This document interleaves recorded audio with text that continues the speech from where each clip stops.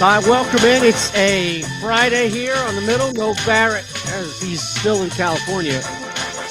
We haven't heard from Barrett, so I don't know if it's good or bad at this point, right? No, I don't know either. I know the link was sent to him today just in case.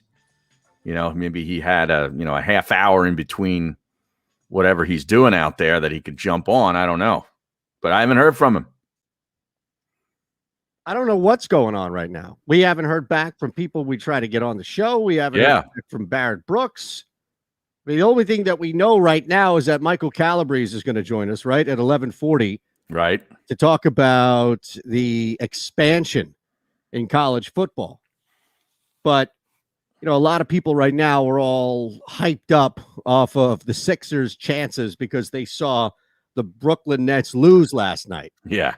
And again, this is why I bring some of this stuff up, not because I care so much about the vehicle, but there are people who actually think this.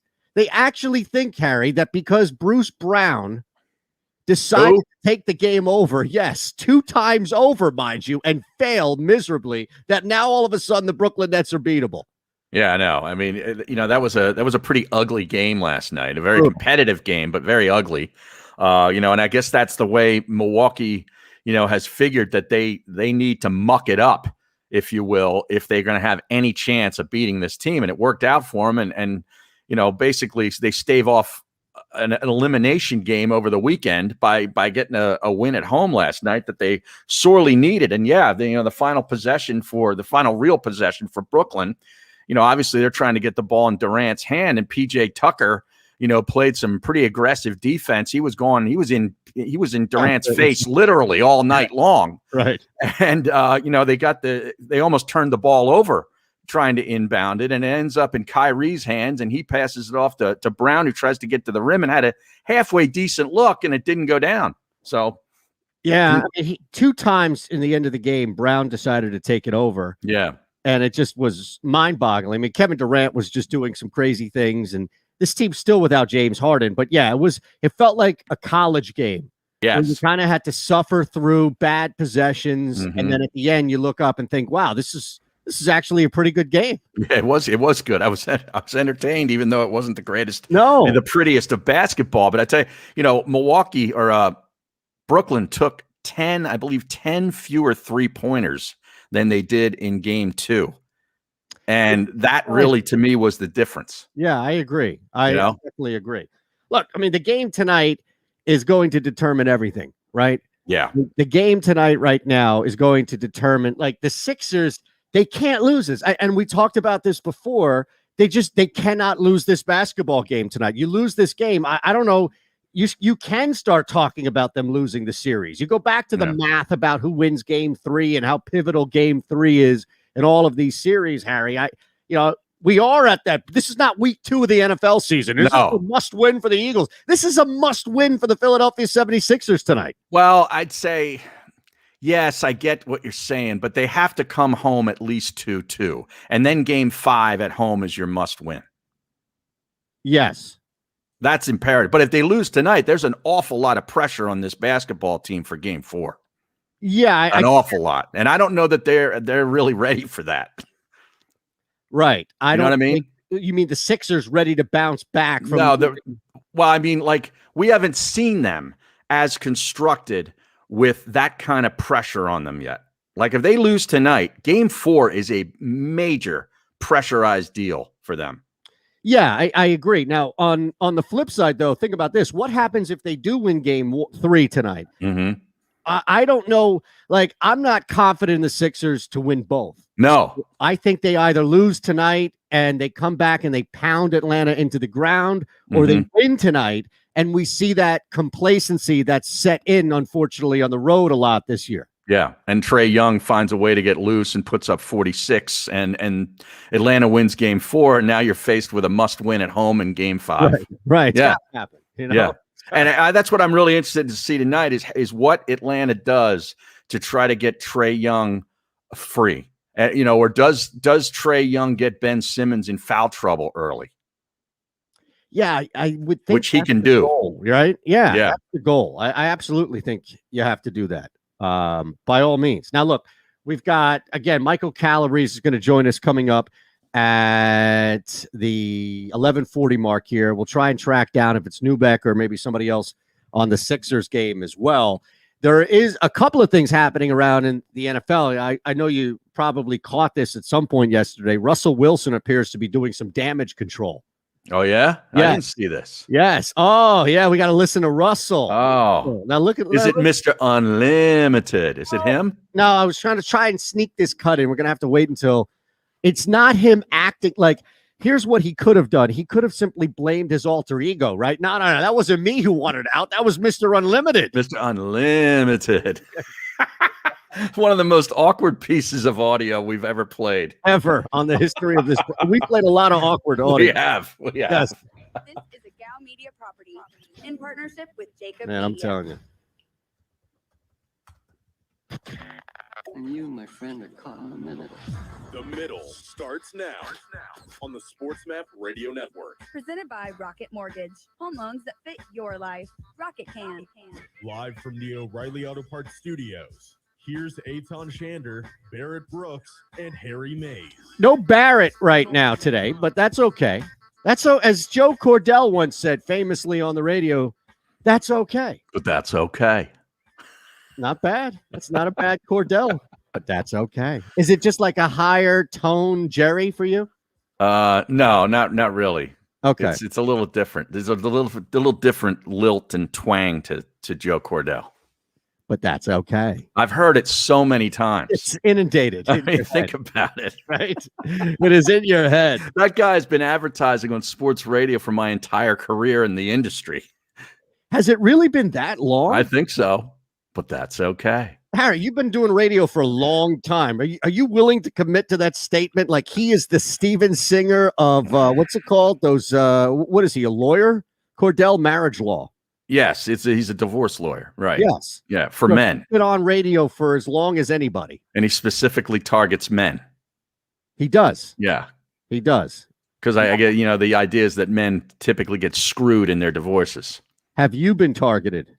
You're No, not going anywhere in your marriage. No, I You're actually in a got paid to comfortable, go healthy away. Marriage. I got paid to go away the first time. Well, yeah, but you didn't need Cordell. No. No, that's No. fine. This all happened because it was But that's okay. For okay. something. It was okay. Now, I mentioned this whole thing about Russ. This is Russell. We're going to listen to the long stuff too. But look, he says that, I don't know, whatever you heard wasn't true. In terms of the trade talks, I think anytime you play professional sports, there's always a possibility of something happen, right? And I think that's just the reality. I think that there's a lot of teams out there that people were saying that I was going to or would go to. I requested a trade. I did not request a trade. I've always wanted to play here, and the reality is, I think calls were getting thrown around and this and that, and I think that's just a reality. But I think at the end of the day, the real reality is that I'm here, and I'm here to win. I'm here to win it all. You believe him? Mr. Unlimited, Harry. Yeah, it wasn't Russell. It was Mr. Unlimited that requested the No. trade. Now we have at least the bottom line of all of this. Come on. He wanted out. This was all about him wanting more control or say, hey, you either give me more control or I'm out. You don't believe him? No. Do you? Yeah, I kind of do.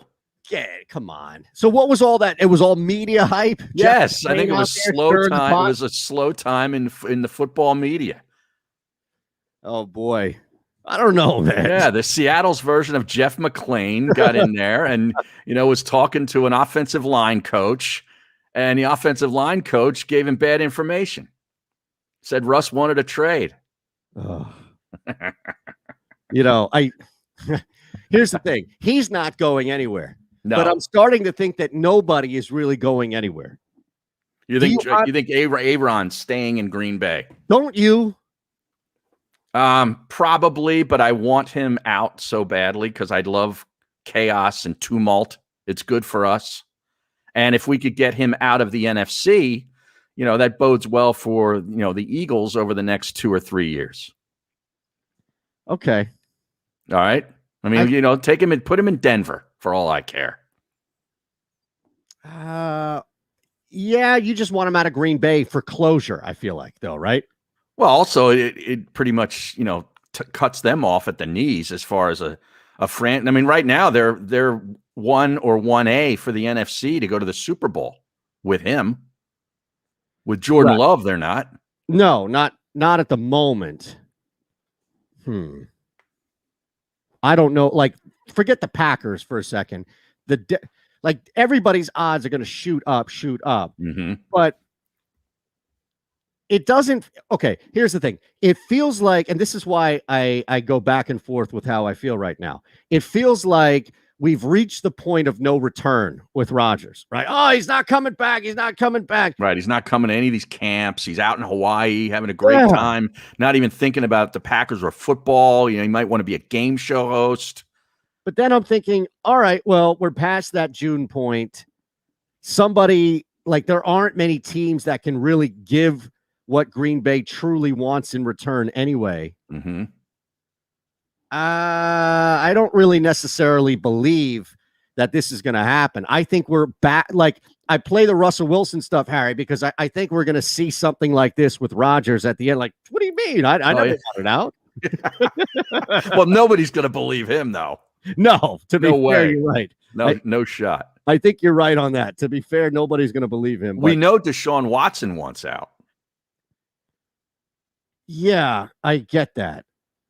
But again, like Deshaun. So here's the thing. Deshaun Watson wants out, but nobody knows what the hell is going on with The legal issues. Exactly. Right. So that makes it really difficult to trade him. Aaron Rodgers wants out, but the Packers need something now in return, future draft picks or a legit player, what have you. And nobody really has that either.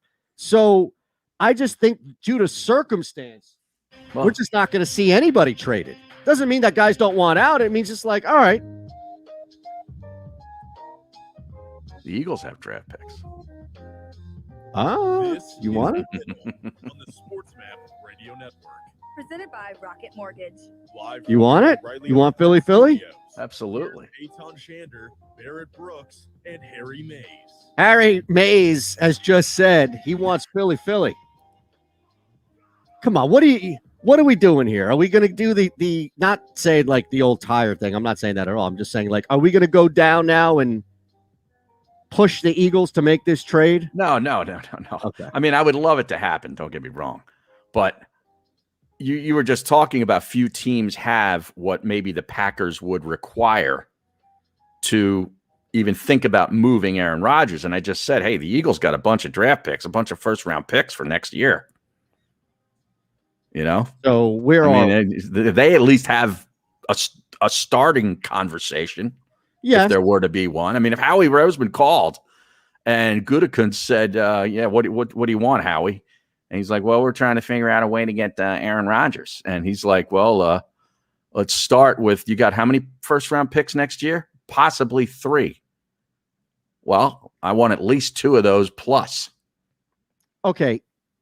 You say possibly 3. Now, I don't know if you saw this on Twitter, but I think it was a USA Today touchdown wire. Doug, I think Farrar is his last name, right? Farrar. He's good follow, knows the game at all.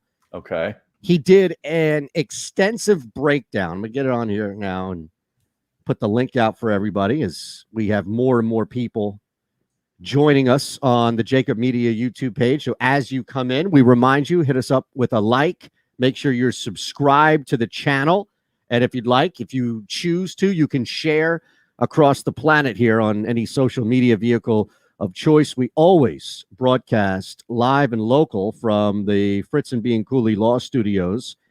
And beyond that, of course, looking at, I just had this damn thing. I'm sorry.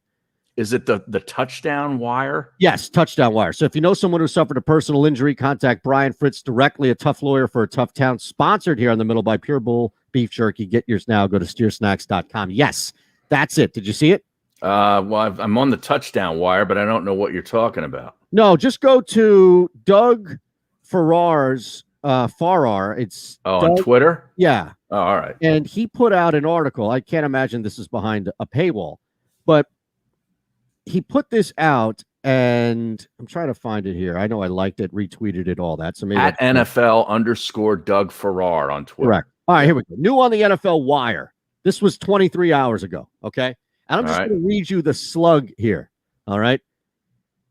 New on the NFL Wire, when I use tape and metrics to determine the best NFL quarterbacks for every type of throw, it was the Aaron Rodgers show. The worst? Well, that was pretty much Pennsylvania with a heaping helping of Locke, Jones, and Darnold. Wow. Darnold. Well, I mean, is he looking at last year alone? Because, Yes. I mean, Carson Wentz threw numerous hideous throws last year.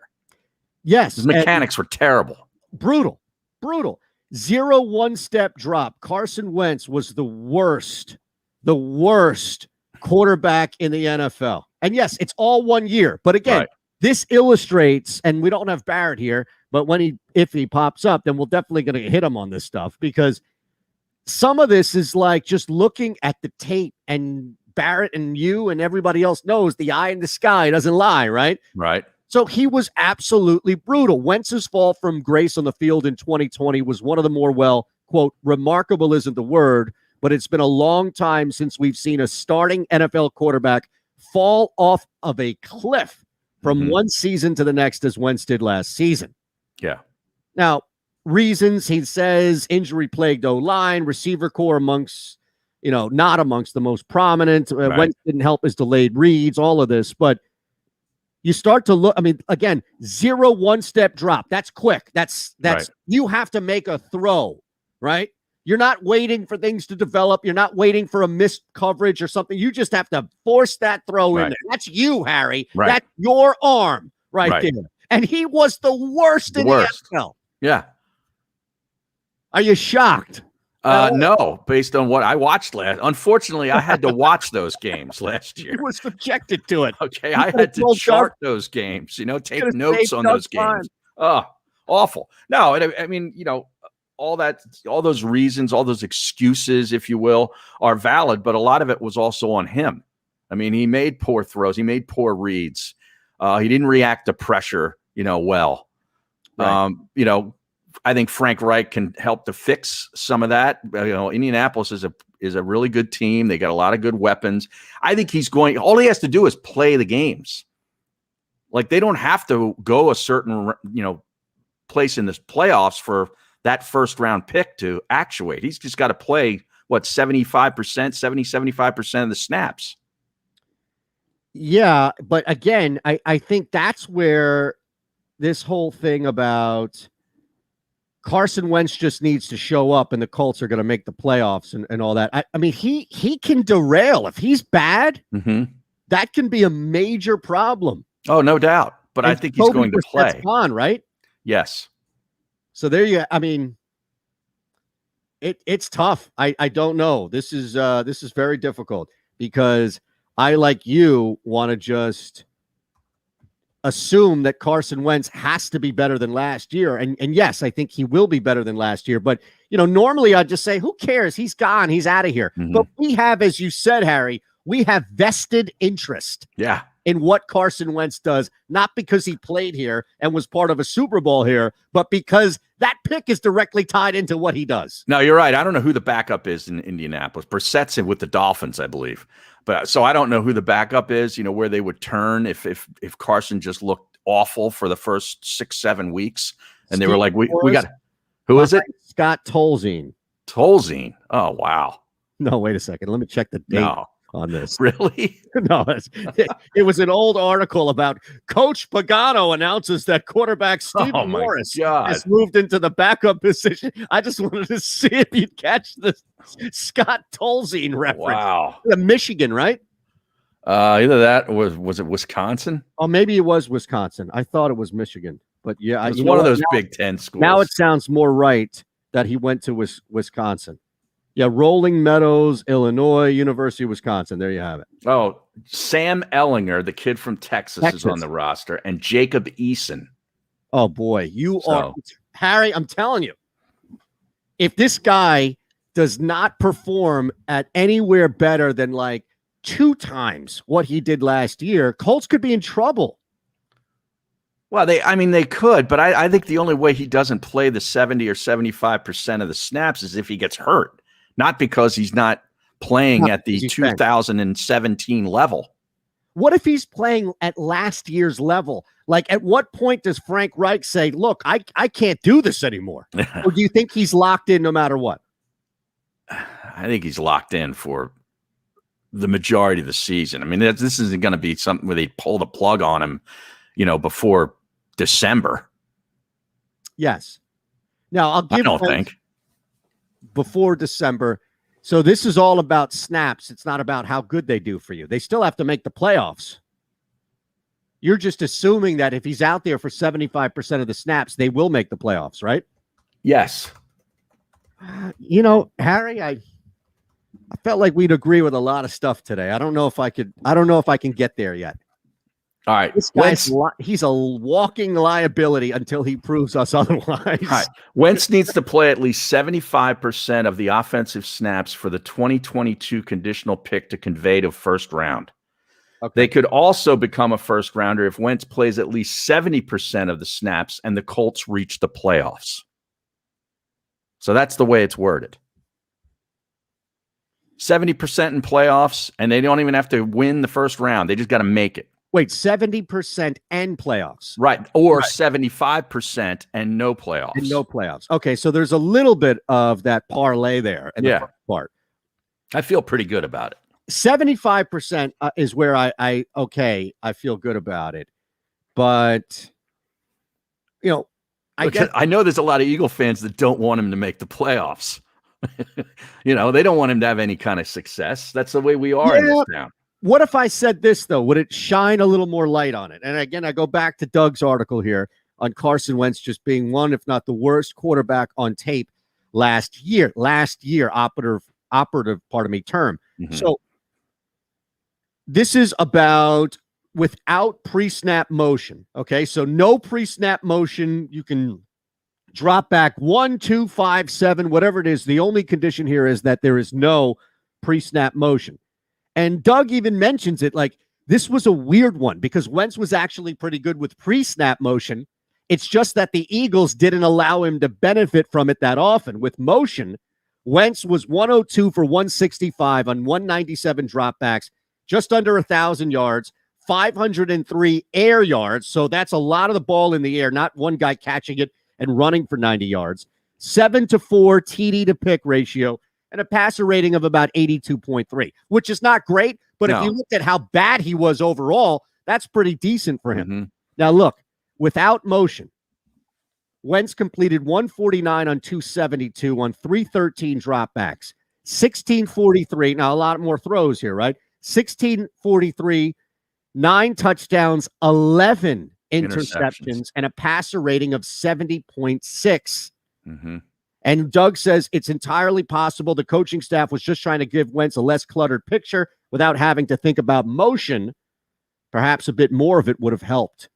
So maybe to your point, and if fans are thinking, oh, well, Carson Wentz would, make us look bad or make whatever it is. No. He would make Howie Roseman and the Eagles look bad, not you as a fan. You don't have to worry about that. Yeah, don't take it so personally. No. The fans had nothing to do with it. No, nothing at all. The fans aren't why he wanted out.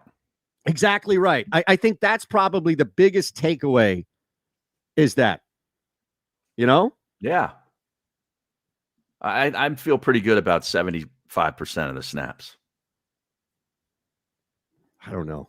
Because it's not like they have a veteran backup. They've got young kids.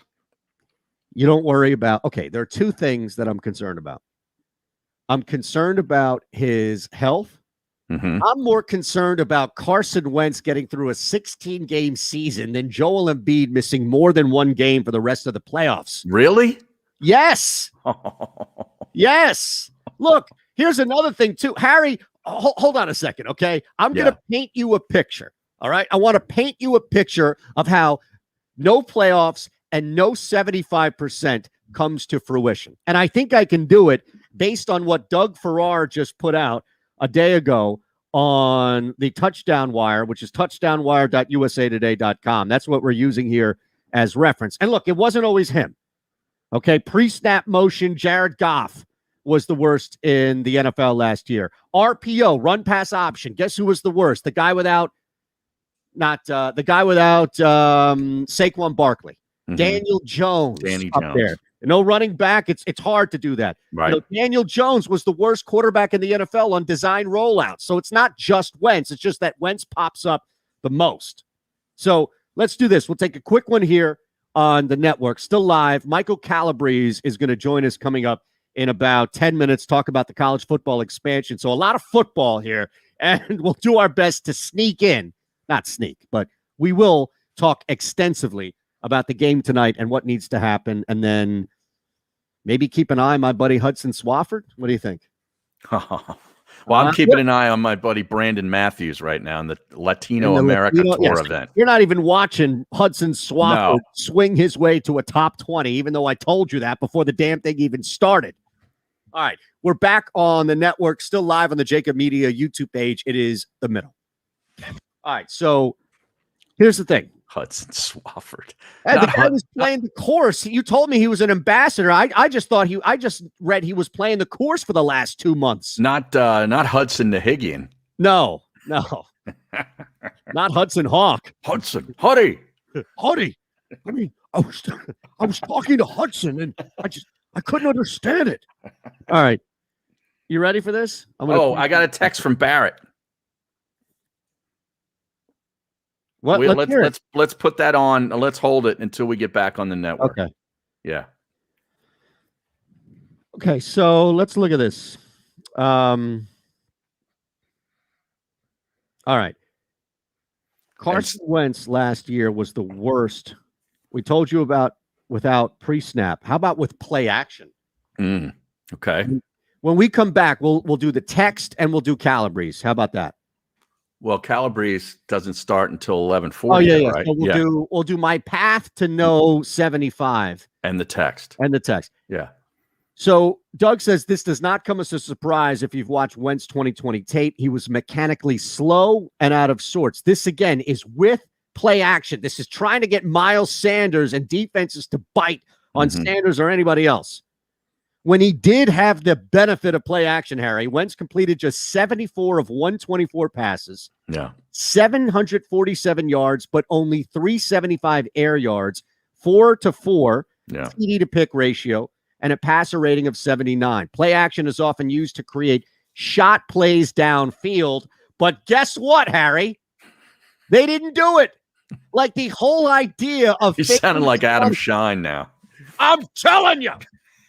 This is pathetic. You had multiple shots at dropping back, and you couldn't. You got to repeat. You got to say Carson Wentz like 3 or 4 times while you're talking about him. You got to say his name. Carson Wentz, worst quarterback in the NFL in 2020. So great. I listened to him the other day for a little bit. He sounds just like him. Isn't it crazy? That's so great. It's all you could hear. Oh, my goodness. And then he'll go to the phones to one of his buddies calling in from Seattle or something. Hey, Adam, man, I love the show. I think you're totally right on Carson Wentz. That's what I said. We're going to go to Seahawks Steve. Yeah. Seahawks Steve. Was that names for all of them? Yeah. Let's go to my guy, Seahawks Steve. I'm telling you, oh. Weekday morning. Oh boy. Oh, now he's in tie for the lead. This guy McGuire just caught him. 12 under.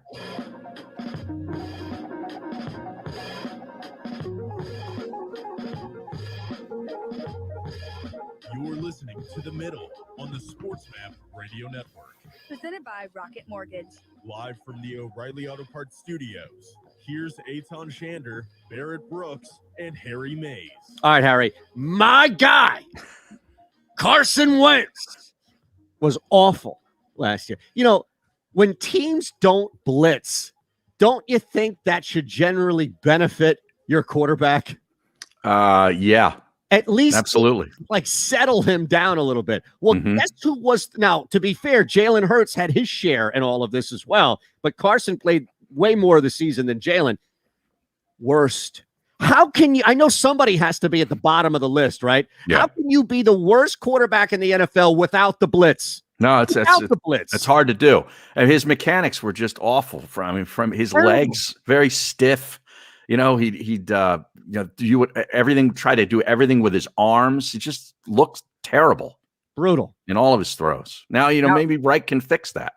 Yeah, well, this Doug couldn't fix it.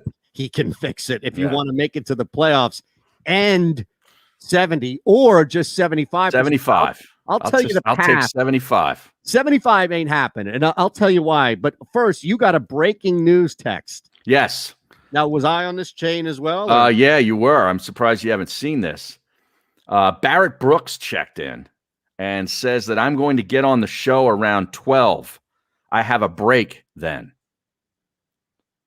So it's perfect. We'll bring Barrett on at the top of the hour. Okay. I mean, this also tells us that he's okay. It does tell us. Absolutely. It does tell us he's okay. I thought we were going to get some texts about the game last night from him. Yeah, but I think just having him on and grilling him for a little bit on stuff is going to be fantastic. Like, we should just hit him with stuff that he like. He's coming on to say hi. He's checking in from vacation, and we just start pounding him with these Wentz numbers. Right. We got to keep him sharp in between his other concussion testing stuff. Right. That's true. We don't want to. Yeah, we don't want to be the problem in between. Like, here he is, fresh off of acing a concussion test. He's feeling all smart and studious. Right. And he dumbs it down with us. Yeah. Like forgetting the language you just learned. And then we start peppering him with football questions. Yes, exactly right. Now, he'll probably have a take on the expanded college football playoff, too. I mean, what's it looking like? 12 teams? Yes. And everybody's upset because for so long, people wanted to expand this thing. Give me 8. Give me 8. And then they got 12. But it doesn't matter how much you expand it. There is always going to be a bubble. Yeah. There is always going to be somebody who's pissed off that they didn't get this, they didn't get that. That's just the nature of it, right? Yeah, but I mean, this is going to give the non-Power 5 conferences at least some representation, some form of getting money. That's what it's all about. Yes. Otherwise, if you don't expand it, you are going to, I think, run the risk of losing interest. Yeah, because it's the same 3 or 4 teams every year. Exactly. I mean, you could basically pencil in Clemson, Alabama, and Oklahoma or Georgia into the Final Four before the season even starts. Yeah. Right? I agree. So, I think that's the big issue, though, is trying to, like, here's the thing. It's smoke and mirrors, right? Where you're still going to have the same 2 to 3 favorites every single year. But now there is at least this assumption that, oh, man, UCF, you never know. They have a chance. Alabama, right? Exactly Coastal right. Carolina can go on a run and go from the 12th seed to number 1. Yeah. But that wouldn't change any. Like, if we just looked at last year's rankings as they ended and you added, 8 more teams, would you honestly think that, and I know last year was a little crazy, so bear with me here, but do you honestly think, and I'll pull it up just in case. Gives you more games to wager on, Eytan. Oh, I love that. Trust me. I love that. Instead of just dopey bowl games that don't mean anything. But like Coastal Carolina gets in at 12. Indiana. Now, Indiana was 6-1. Again, all of this stuff is different because of what happened last year. Right. It was a shortened season for some of these conferences. Yeah. And I'll use the AP a little bit easier. So Indiana is not snuck in there. And again, Indiana's at 12. But like, okay, BYU 11-1. They had a really good year, right? Lost to Coastal Carolina. That was it. Yeah. In a game that they really didn't even have to play. Correct. That was the game they kind of made up on the fly during the season, wasn't it? Yes, I do. I think that if you got in, though, with BYU, yes, you're right. And if you got in with BYU at 11-1, Cincinnati at 9-1, they were a good team. Yeah. Look, even up to, let's just push it. Notre Dame finished 5. They were the odd man out. Notre Dame, Oklahoma, Georgia. Yes, they're good football teams. They're much better than the previous teams I mentioned in Northwestern, BYU, and Indiana. But is it really changing your dynamic? Like, oh, man, Ohio State or Alabama, not could, Harry, but they're going to lose to Notre Dame. Well, no, what you're saying is you may end up with the same two teams in the finals that you typically would get, and the same champions are still going to win. Yeah, that all may be true, but at least now Notre Dame, if you're Notre Dame, you got to love this, because basically every year you're going to have a shot now to at least get in there and get some of the money. Correct. I think that's the difference, is that this is a major money grab. People understand it's a major money grab. And yes, it's a farce that Indiana or Coastal Carolina is in there. The group of 5 schools still probably aren't going to win a championship. Here's what at I'll least say. They'll have a chance. The guy coming up next is not a fan of what's going on. Oh, he's not? No. And he knows the game from, he knows the game like you and Barrett, he follows the game, but also from a betting standpoint, you can't afford to just gloss over smaller like Mike Calabrese will mine the Sun Belt and give you 3 or 4 legit picks and futures and stuff. So this is a man who is fully inundated with the game. Right. And I just got a little inkling that he may not be happy. All right. Now we're going to break. We've got about, 30 or 40 seconds here before we break on the network. Is that accurate? Is that an accurate depiction, knowing that we only have about 30 seconds at most before we break? Is that an accurate depiction of how you feel, Michael? Well, first of all, I appreciate you giving me love to the Sun Belt. I actually have them on full display on my mini helmet shelf over there. Got to give love to the Troys and Coastal Carolinas of the world. They're doing the yeoman's work. They're filling that non-conference schedule for the big boys. This is ridiculous. I'll get into the specifics of why it's ridiculous, but that's fine. That's all we needed was just say it was a little tease. All right, we're back on the network in 3. We're still live. We'll shoot it, if you will, with Michael before we get into the thick of it, all coming up here on the middle. Middle, of course, as we are broadcasting live and local from the Fritz and B. and Cooley Law Studio. If you know someone who suffered a personal injury, contact Brian Fritz directly, a tough lawyer for a tough town. And the middle is sponsored by Pure Bull Beef Jerky. Get yours now. Go to steersnacks.com. At East Breeze is how you follow Michael. And let's see, Michael Calabrese, Action Network, Saturday Down South. Those are the 2 strong ones. You could hear them on with me, Fox Sports Radio Gambler, a lot in Philly, but mainly just covering everything, including, of course, the godfather, or really grandfather, if you will, of the video. Like, what would you call what you've done with college football? Because I haven't seen anybody else really do that. The video game, I mean. Essentially, because EA Sports cannot get it together, this name, image, likeness rights have just been so disparate state by state. They've been approving it, and because of that, the video game has been in limbo since 2013. So it gave me plenty of time to go in and edit some of these rosters, and you can customize in any way, shape, or form you like. So over the years, I've customized what is every university's best team, and then what I've done is I've put them into a tournament, simulated it, had everything down to coaching preferences, playbooks, play at interesting venues like the Kibbe Dome in Moscow, Idaho, the former home of former FBS Idaho Vandals, now kicked down to the FCS level. But playing those through, I did this last spring, and it was incredibly interesting, got fan bases all riled up across the country. The Final Four at the time was 05 Texas, 95 Nebraska, 01 Miami, and a surprise pick in 91 Washington.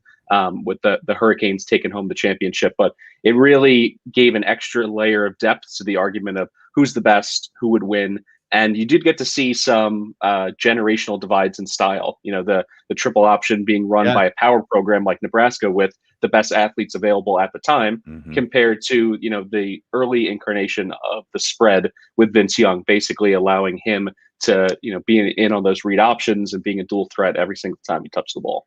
I wonder, could you do something where instead of taking the best, you would take the worst single season from team? Like, would Al Golden's first year at Temple be that? I think that's close. Although Temple has a lot of interesting choices. After the Bruce Arian years, they bottomed out there in the 80s. Oh, yeah. So I Dickerson. Harry's Dickerson years. Temple alum, so yeah, that's why I bring him up. Yeah, poor Bobby Wallace.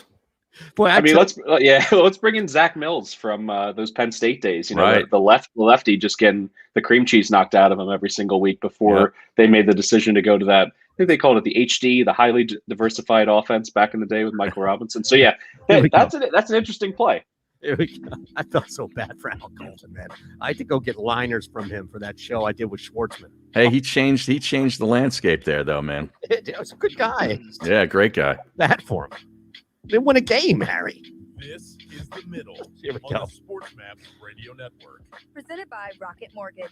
Live from the O'Reilly Auto Parts Studios, here's Eytan Shander, Barrett Brooks, and Harry Mays. No Barrett today. We are going to hear from him, though, coming up in about 20 minutes, we think, sometime in that second hour. But as promised right now, and you got a little sneak preview before the break on the network, Michael Calabrese, again, at East Breeze is how you follow Michael. He's all over the Action Network, college football, college basketball, first and foremost, and then also Saturday Down South. Everything from the SEC and beyond is where you want to follow Michael's work beyond him on Twitter. So you said it. It's ridiculous. Now you can take your time. You don't have to worry about Harry or me jumping in, Michael. Go ahead. Let the college football committee have it. So I'm going to give a quick visual. You know Kevin Bacon in Animal House where he's just screaming, "Everything is fine, remain calm." Right, that was right at the end of the movie. Yeah, that was me trying to hold the final line to say that we don't need to expand. But I'm, a big enough man to admit that everybody else wants this expansion. So when the committee got together, this, exploratory committee, I figured based on kind of the preferences of the conference commissioners, and also the Athletic did a great job. They did a survey of college football fans, and about 78% preferred a 16 playoff. And this is so classic NCAA. They're like, we've listened to you. We've carefully considered your feelings and thoughts and the needs of all of our member institutions. And we're not going to go with 6. We're going to double that. We're going to go with 12, kind of just totally out of left field, a 3-time expansion of the current field. And on top of it, they're not even really giving a great benefit to finishing in the top 4. And that's always been my biggest fear, which is Alabama plays Florida in the SEC championship, and they know that they're a top 4 team. They should just roll out their third string and not play anybody, because yes, you get a bye, but you don't get to play at home. So there's no difference between being number 1 and number 4. To be honest, if you told me that by being number 1, they got the highest team that made it out of that 5 through 12 rounds, and they got to play in Tuscaloosa, now you've piqued my interest. But instead, we're playing in these anesthetized, pro stadiums where it's like, oh, the historic Cotton Bowl at Jerry World. Mm-hmm. Like they're draining all the juice out of these venues and not making it really special outside of the Rose Bowl and maybe the Orange Bowl and the Sugar Bowl. But these other stadiums, it's it might as well be the Microcomputers Bowl that's been renamed 40 times. Like, it just doesn't matter. Now, on top of this, I look at it through the lens of we've had 7 college football playoffs. And in that time, they're trying to jam, the best 4 teams into those 4 slots. And some years there's 5 and 6 teams that are legitimately worthy. And there's other years where there's actually fewer, like that year that Joe Burrow just jammed Oklahoma into the wood chipper and, they were up by 45 points at halftime. That was a year where there weren't 4 championship caliber teams. There was probably only 3 or 2, and we ended up getting that anyway. But just running through it, 2014 Baylor and TCU, the co-Big 12 champions, they made the mistake of losing on the field. They weren't held out because they were an undefeated conference champion. They were held out because they had lost a game. So my heart doesn't break for them. 2015, arguably the most talented Ohio State team of all time. They had a chance to repeat. They lose in a field goal to Michigan State. They finished 5th. In a 16 playoff, they're super dangerous. And I think that's an exciting premise for the college football community. 2016, Penn State, a lot of people in this area bring it up. They lost 2 games. Mm-hmm. And to be honest, yes, they had that magical win in the whiteout against Ohio State that blocked the field goal. Their offense gets hot behind McSorley and Saquon Barkley, and everything clicks at the right time. But when you lose 2 games, maybe this is me, leaning into the tradition of the sport, but two lost national champions. It's only happened once in the modern era with LSU in 2007. That is not the bar that I set. Like, my expectation is the national champion. I want to feel like, wow, that was a transcendent team. That was an amazing team. Yeah, exactly. Yeah. And I think by opening up to 12, you have the opportunity of teams getting hot at the right time. I'm not looking for a 2007 New York Giants. I'm looking for a 2007 New England Patriots. I want to see the teams that absolutely capture your imagination and have that argument in the all-time great conversation. So just to kind of wrap it up, 2017 UCF, that was a team that this 12-team system is built for. Right. through kind of their own fault, but not really. Their schedule prevented them from playing a really good team before they got to their bowl game. And they end up dusting Auburn and proving by the end that they're a top 5-6 team in the country. So we're throwing all of this away to open it up for one team in a 7-year window. Even last year with you guys were mentioning before when I tuned in, Cincinnati finished 6th or 5th, depending on the poll you were looking at. So they would have been in the 16 playoff. So my argument is like, who is this for? Because if it's for the Coastal Carolinas, listen, as a college football fan and better, I loved Coastal Carolina last year. They played some of the most, exciting games. That BYU game was incredible. And their bowl game against Liberty was incredible. Just because they weren't playing their way into getting murdered by Alabama, because that's what was at the end of the road last year. That didn't ruin their season for me. And I think that's what's different about college football and what some people who maybe aren't real college football fans struggle with. They're like, we want college football to be like every other sport. I don't, because particularly for the smaller schools, you can ask an alum from an Indiana or a Coastal Carolina or a Southern Miss, what was your favorite season? They're not going to come back with, oh, the year we won the national championship, but they clearly have a favorite season and meant something to them because there's championships and bowl games to win. And I know that the bowl games have become a joke because everybody gets in and there's 45 of them. But for some of these, they really matter. It's not just the playoff. And when you look at, major sports like the NBA, when was the last time there was a can't miss regular season NBA game? Basically never. Never. The NHL would just get me to the Stanley Cup playoffs. It's a great product once it gets to the playoffs. But college football, it matters. It matters. And I think this is one huge step towards these games not really mattering, where in Alabama loses to Auburn in 2013. This is when the BCS was going on. But the pressure of that game, even though they were undefeated, knowing that they could not compete for the national championship, it made that like a playoff game. And it sounds like a cop-out to most people, but not to me. I feel like there's been 10 to 15 incredibly meaningful games throughout the regular season that act as de facto playoff games, and now that's out the window. Do you think this will have a sort of a, tumble down effect on scheduling in the future years? Because you typically have these teams playing maybe a interconference game, against a Pac-12 team playing a Big Ten team early in the year. Do you think that kind of stuff might tend to go away, or they change the scheduling, knowing that they may be able to get into playoff if they don't win their league? I think this is still going to come down to the economics of it. So for some schools, they have those paycheck games where they bring in either an FCS school or a lower level G5 team just to essentially act as an extended preseason for them. But there's other teams that, so I would say the major beneficiary here of an expanded playoff is the SEC. In a given year, they're now, on the table to get, 3 teams in. And to do that, you're still probably going to lose to Alabama, but you need to get those marquee wins, particularly if you're on the east side of the conference. So I still think in one-off situations, you're going to have teams like Georgia and Florida go out and try to find those bigger games to build their resume for those at-large spots. Because until Nick Saban steps away, they just extended him, into the 2030s. Until he steps away, it's his conference and everybody else is living in it. But now there's an opportunity. They can go on their own, build their own resume and get in. And as you mentioned, athlete at the top, this is a huge payday just to get in. Yeah. So from an athletic department perspective, yes, it's great to have that dream season, but you want to get that green on your way to, building and hopefully overcoming Alabama down the road.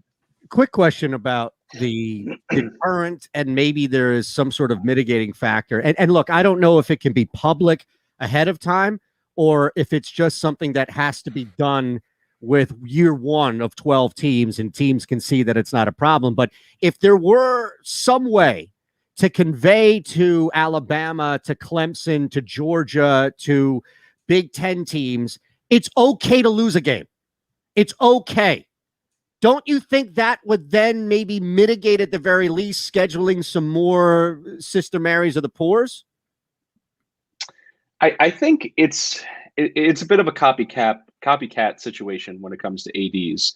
And I do think with fan bases, we've been pushing closer to more interesting non-conference games, if for no other reason that they're just not showing up. I mean, the fan experience has gotten better and better and better over the years. I think about my Saturdays in the fall. I'll get multiple TVs out. You can stream every single game.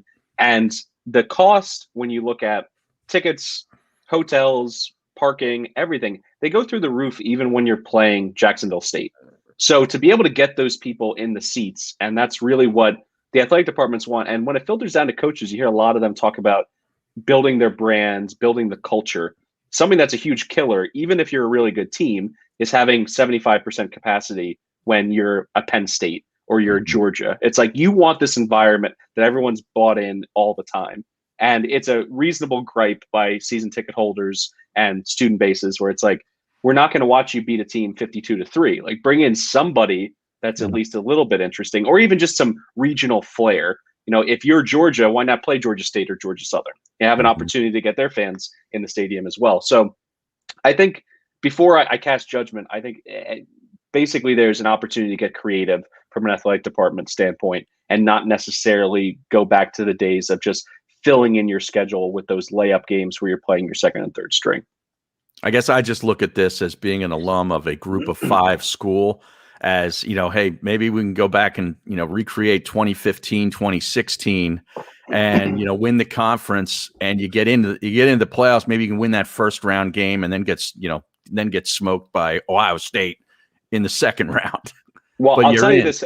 I'll tell you this, Harry. You know, you say group of 5 conference, but in the fine print of this recommendation, it is the top 6 conference champions, not the top conference champions from the Power 5 conferences. And when you look at the AAC, you know, there's been years that they've been better than the Pac-12. And I do think based on their investment, you know, you look at Cincinnati, Luke Fickell's making over $2 million a year. This is not chump change. This is not conferences that are, you know, fine competing every 3 or 4 years. They essentially trying to turn themselves into the old Big East, where every single year they have a guarantee, and they're starting to play that way. Right. And I think because of that, you could have an opportunity to get an AAC team in and a wild card at large AAC team. Right. So just based on the conference schedule, I think Temple's in a great position.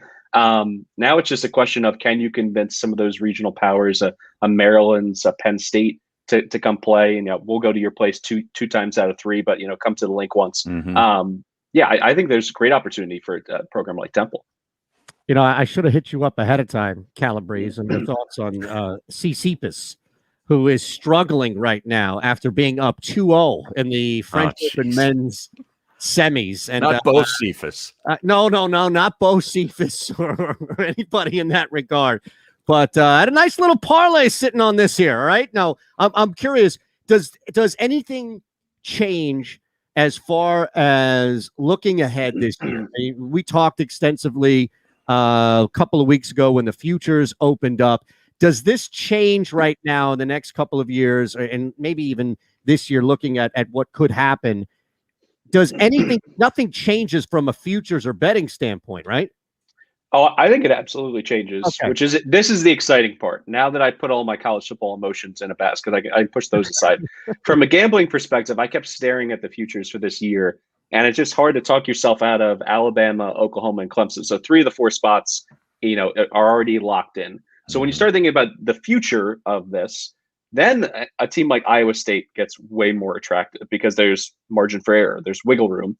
And also, the way I think of it, if you start accumulating teams that are 20, 30, 40 to 1, there's great hedge opportunities once you get into a playoff, as opposed to right now where for an Iowa State, they got to run the table to feel comfortable. And that's certainly true of some of the wild card teams. If you totally taking like a step back and going in the opposite direction, saying I'm all in for the 12 team. If there was a 12 teamer this year, Liberty goes from a team that I would never take a flyer on. So yeah, if Liberty goes undefeated, that means they'd have, you know, Power 5 wins on their schedule. They'd have a game against Ole Miss in November, so kind of a showcase game against an SEC team. Hugh Freeze is going to pump up the publicity, so the committee is definitely going to care about them. And Malik Willis, their quarterback, has an opportunity to play his way into being QB1 in the NFL draft. Right. All of a sudden, it goes from 150 to 1, where it's really 0 to 1. You're just letting your money on fire, to now I'm interested. And if they get into that 12th slot, then I'm just fading them the rest of the way. I think this makes it way more interesting, closer to college basketball futures, where you're expanding that pool from 6 to 7 teams to 18 to 25 teams that realistically have a shot. Michael, hold on one second. I know you got to get out of here, so we're going to keep you for like a minute and a half, 2 minutes in the break. We're going to break on the network as well. Still live here on the JAKIB Media YouTube page. It's on Sports Map Radio as well, the middle. All right, brother. Can you give us like 90 real quick? I know you got to get out. If not, yeah, Absolutely. I'll give you my quick sob story on the French Open. I got a bunch of hot tips on the women's side of the bracket, and Ashley Barty gets hurt in the second round. Nothing like holding a toddler at 5:30 in the morning, watching your girl limp around the clay and Roland Garros. And then I also threw in one on Sabalenka, who apparently was a tour de force on clay. And she loses in the second round. So I'm going to go ahead and follow Ashley Barty and retire from betting on tennis for a while. I think is not my forte. You sound like me after a week's worth of mining WNBA picks, saying, screw this. I'm getting the hell out of here. Yeah. Live ping pong, I don't seem to have a problem. Look, I've actually figured out a nice little means to live bet Russian ping pong. That's man. Way more often. Those games are fixed. I know they're fixed. And I'm just saying that's why I live bet the stuff. But no, I mean, I tried the WNBA stuff for about a week and a half. I'm mining, I'm reading, I put hours into this stuff. I couldn't hit one. The variance in that game, it's way too difficult to predict. I was hoping I could squint and see under your Adidas logo. It just says Minnesota Lynx, but I guess you haven't got as far enough to get some swag. Not yet. No, and I'm done after the LA Sparks just completely shit on me last night. So no, I'm out on the WNBA. Nothing. Are you betting anything in the next couple of days? College World Series has been good to me. I've just been riding, some of the regional powers. LSU, really bailed me out against Oregon a couple days ago, and I love Vandy. Vandy's just a team that I think's going to win it. Yeah, Vandy was 9-1 before the tournament started. Great and I think pitching. they're down to fantastic pitching, and that's what's great about this tournament. It's a double elimination. So if you have really good pitching, it's tough to get bounced. Mm-hmm. And Arkansas is a really fun team, and it's nice for a program that. A lot has been written in the last couple of weeks that they really should be in the Big 12 culturally and competitively. Being in the SEC West has kind of ruined them, but to see them succeed and how much it means to their fans is a cool story. Awesome, brother. Look, I know you got a jet, but thank you so much. Yeah, thanks a lot, man. Good stuff. It's always fun. And it's going to be a lot more as things ramp up too with you. So we appreciate you, man. Anytime. Happy to talk Heisman Trophy futures when I get back, because that is something where I'm sprinkling the cash out there. We need Smith Barrett for this. Barrett would get upset if we do deep dives in college football and he's not here. Plus, you need to tell him how bad K-State's going to be, and he's not going to listen to us. Yeah, I have no problem deadpanning that Skylar Thompson is a great Heisman dark horse at K-State at quarterback, and then just pulling the rug out from under him. He's a local kid. Although Deuce Vaughn, their pint-sized 5'5" running back, is very exciting. He gives off Darren Sproul vibes. So happy to get him all hot and bothered next time I'm on. At East Breeze on Twitter. Thank you, sir. Take care. See ya. It's Michael Calabrese. Yeah, look at that, right on time. Boy, now I'm fired up for Liberty at Ole Miss in November. Telling you, when is that? Get down to the Grove, Mortgage. November 6th. Riley Auto Parts Studios. Here's Eytan Shander, Barrett Brooks, and Harry Mays. All right, that was a fast hour, man. We breezed through that like East Breeze on Twitter, man. I see what you did there. Yeah, why not? Why not? Yeah. All right, anything before we hit the second hour where Brooks is supposed to join us? It's another edition, although Barrett's not here, so maybe we can get Ron to sneak in and give us another edition of Brooks, Mays, or Eytan.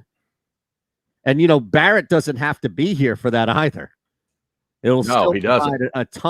provide a ton of fodder for it. No, I mean, we don't need him. Like, it's ideal. So since he's joining us, we'll try and work it around for sure.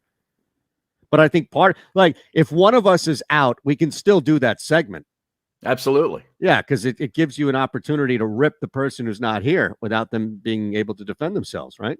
Which we love. This is what we do. This is exactly what we do. All right, we have the second thing to hit on as well tonight, which is the Philadelphia 76ers in Atlanta. That line keeps dipping, Harry. It keeps dipping. Yeah, what is it, 1? Yeah, Zverev. I mean, this guy, Alexander Zverev, was down 6-3, 6-3. Has come back 6-4, 6-4. Oh, my God. And this is now a dead heat. Look, I'm tailing the dude who was absolutely on fire in the French Open. Yeah. And is it called the French Open? anymore? Roland Garros. They're calling it Roland Garros, I've noticed, which is the name of the stadium. Yes. So when did that happen? I think it happened the same. Like, they don't call over there the British Open, right? Oh, they call it the Open Championship. Yeah. I think that it's been called Roland Garros. I just think that we, like typical people in this country, just say, no, it's the French Open. It's Really? Like, Do they call the Australian Open Rod Laver? No, I think the Australian Open, they have this chest out, like they brag. It's the Australia. I think the French look at it like,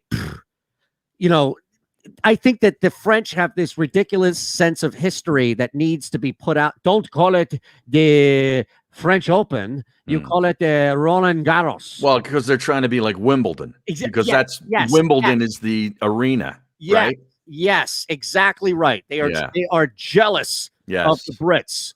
All right, we're going to take a quick one. We'll start the second hour. It's the middle on the JAKIB Media YouTube page. If you missed any of today's show on the JAKIB Media channel, listen to the podcast on your way home. Available on YouTube, Apple, and Spotify. The savoring taste of a good bag of beef jerky is so enjoyable at any time of the day, as long as you can find it. Here's what we suggest. Pure Bull Beef Jerky is our answer, and soon it will be yours. Locally produced in the Philadelphia region, this high-quality, healthy protein snack is easy to secure. Go to steersnacks.com, and you'll see hot garlic, tropical heat, Pure Bull dry rub, and our favorite, Huck and Fod. What's that? Huck and Fod. Go now to steersnacks.com. In the Wildwoods, our free beaches are spacious and welcoming with plenty of room to spread out. Your seat will be waiting for you when you're ready to visit. The Wildwoods, creating cherished family memories for generations. Attention women of South Jersey and the Delaware Valley. Sign up right now with Our Lady NRA instructor Nayara Andrzak, who will teach you gun safety as part of this 3-hour safety class, which is being held at Delaware Valley Sports Center in Philadelphia. For information, drop an email to info@DelawareValleySportsCenter.com. That's info@DelawareValleySportsCenter.com. Learn the fundamentals at Delaware Valley Sports Center. You can't miss.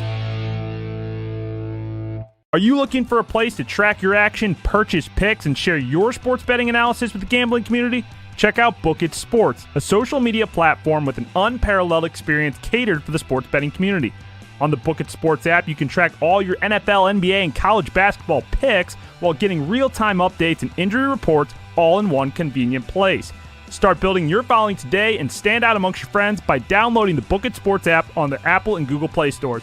Let's cash some tickets and put it on Book It.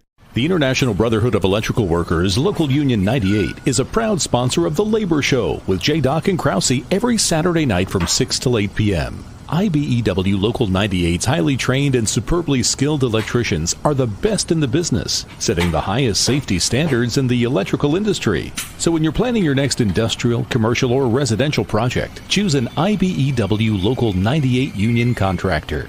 Learn more at IBEW98.org.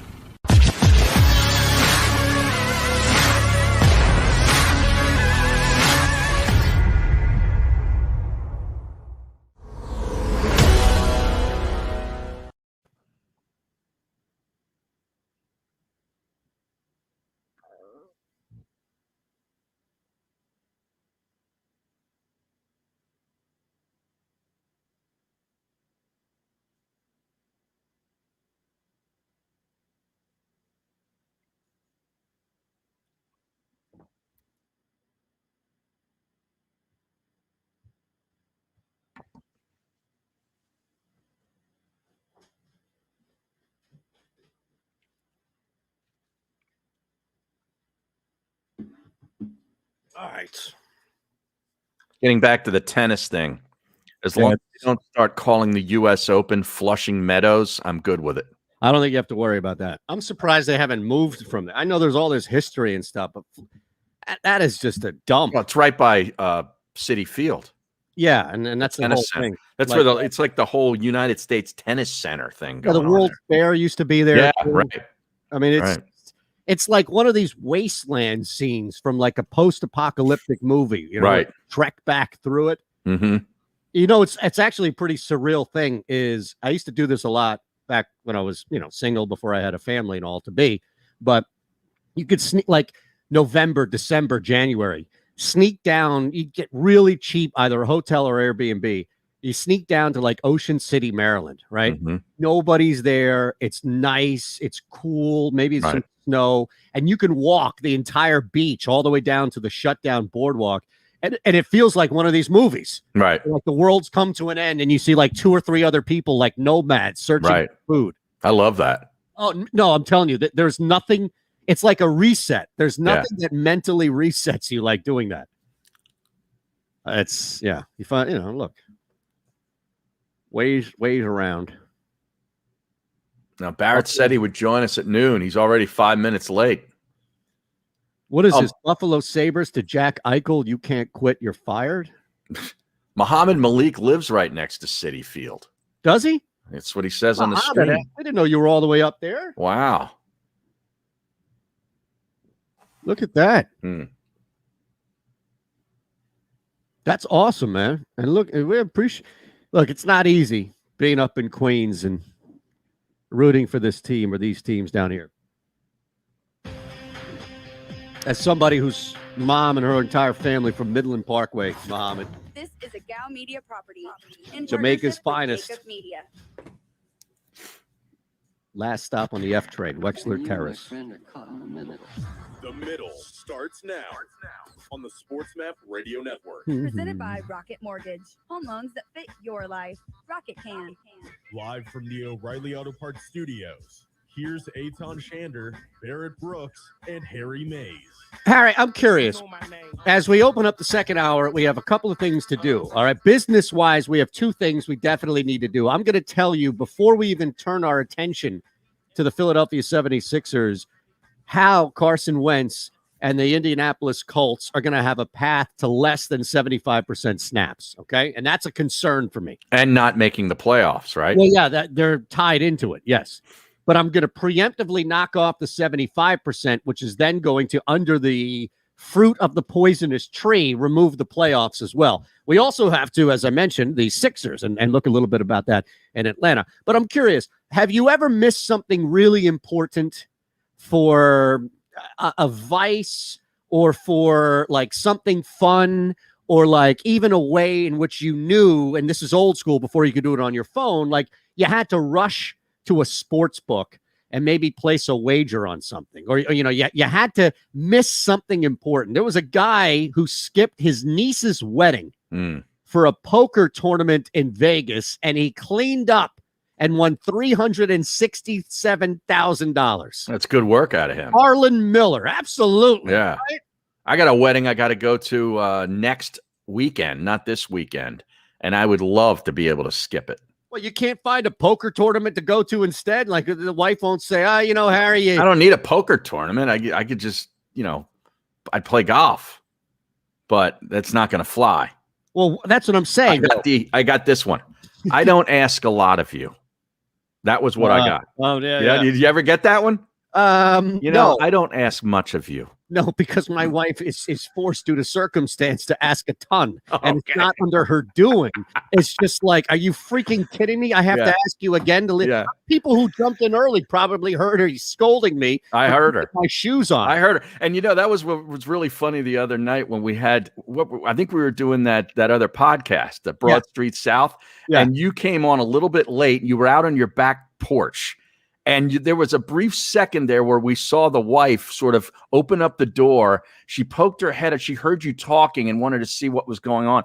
And she just had this look of disgust, like where she's like, oh, God, again. Like he's doing another show. Here's the funniest part about that, right? Is like her whole family, the wake up, my in-laws. Now it's not her family, it's my family too. My in-laws, I'll get a text. Great job on 29 this morning. Hilarious with Jarek. Or my stepfather, I'll talk to him. Not stepfather, right? Father-in-law. Geez. Father-in-law, yeah. I'll see him on a Saturday or whatever. A great show. I stayed up late, watched props and locks, all this. I'm telling you, she will admit it if you ask her with me around, but I'm just positive. If I'm not around and you ask her point blank, do you respect what your husband does for a living? She'll tell you no. She'll tell Really? you no. Yeah, because COVID ruined all of this. With her teaching from home, and I've been telling you this for a while, I'm not the hardest working man. I'm just smoke and mirrors because I do all this stuff. But she's like, you're doing all these shows, but you're only working an hour at a time or 2 hours at a time. Mm-hmm. So she sees me get up. She sees me walk the dog. She sees me go run errands. She sees me do all this other stuff except working. And I think at that point, she's like, all right, how hard is it for you to watch a basketball game and then show up and talk about it the next day? Wow. Yes, I think she has no idea. No. She has every single idea. She's figured it out. It's one or the other, Harry. This is hard work we're doing here. I'm telling you. I mean, come on. I'm telling you, like, you have no idea how hard it was to convince. Now, notice things changed, right? Once we got first, oh, it's amazing. You have such a cool child. Yeah. Get married and she sees and we start living. It's like, right. The everyday machinations of it she sees and it's like, wow, this isn't that hard. Nope. What does he really do? No, I don't get it at all. Now, it all goes back to how you can get the hell out of this wedding. Is there a way in which There's no way. There's no no sure thing you can bet on and be there on? No. That would not work. See, Tsitsipas, by the way, up 2-1 in the fifth set, but Zverev is up 30-15 in game 4. Wow. Harry, I got a pretty big wager. Brooklyn Nets plus, I got the Nets at plus 12.5. Everybody could have got them last night at plus 12.5 after the first quarter. It was the easiest live bet you could have made. So I stacked that with my Greek friend overseas playing in Roland Garros. I'll tell you, Russo would never get Roland Garros wrong or any of these names. Oh, no way. You know? Yeah. I can't pronounce Trey Turner's name in the MLB, but he'll nail Denis Shapovalov. Yeah, some Russian. Effortlessly, too. Like he's saying, Harry Mays. It just rolls off. Stefanos Tsitsipas. Huh? What? Now, yeah, you and he are the only ones watching this. You realize that, don't you? I'm telling you, we're gonna get my guy. I know Lofty is our dude here from Osimo as well, local guy, but he'll tell you we got to get this dude Ben on. He knows, man. He knows. He's been on. He's been cooking in tennis. So no, he's watching as well. There are 3 of us. Put a pretty big wager on the under first quarter tonight, by the way. Are the Clippers going to bounce back again like they did in Dallas? Radio Network. Presented by Rocket Mortgage. Live from the O'Reilly Auto Parts Studios. Here's Eytan Shander, Barrett Brooks, and Harry Mays. Okay, second hour, no Brooks. I need Barrett to show up. By the way, Tsitsipas won that 4th game. Bang! Up 3-1 in the 5th. Told Harry this in the break here as we're live and local from the Fritz and B and Cooley Law Studio. If you know someone who suffered a personal injury, contact Brian Fritz directly, a tough lawyer for a tough town. The Middle is sponsored by Pure Bull Beef Jerky. Get yours now. Go to steersnacks.com. Look, we asked really one thing only from you. Once you're here, of course, that you hit us with a like and the subscriptions go a mile away. Really, the best way you can help us is subscribing to the JAKIB Media YouTube channel. You've got Birds 365 before us. You've got Dan's football show after us, hence being in the middle. It is the simplest and easiest way you can help us. If you see people jump in that are new to the chat, we appreciate all of you who have built up this community and allowing new people and new voices to come in. Just remind them, hey, don't forget, leave the fellas a like here. Make sure you're subscribed because you, as all, are part of the community here. Yeah, we don't ask a lot of you. It's like my wife with me. I don't ask much of you, but I need you to do this. Exactly. And all hopefully we don't come off like the wife tone. Because everybody, or the husband tone, if you're thinking like, geez, I got to go to another one of these guys' beer league softball games just to cheer him and his other overweight, balding friends on, missing a softball. Get me out of hell ASAP. Is that a King of Queens episode? No. Yes, actually it is. It probably is. I could see he definitely was on a softball team, wasn't he?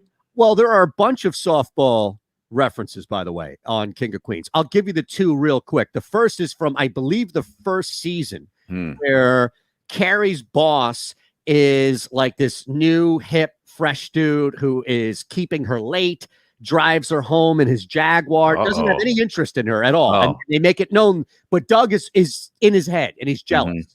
And he's jealous, and all he wants to do is get her back. Oh no, wait.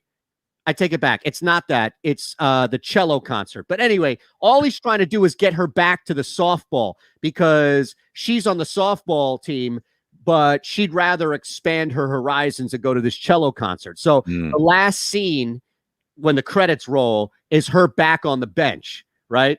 And she's like, "Yo, Bernstein, your mother's a bleep, bleep, bleep, bleep, bleep," you know, cursing out. And he looks over and says, "God, I missed you." Yeah.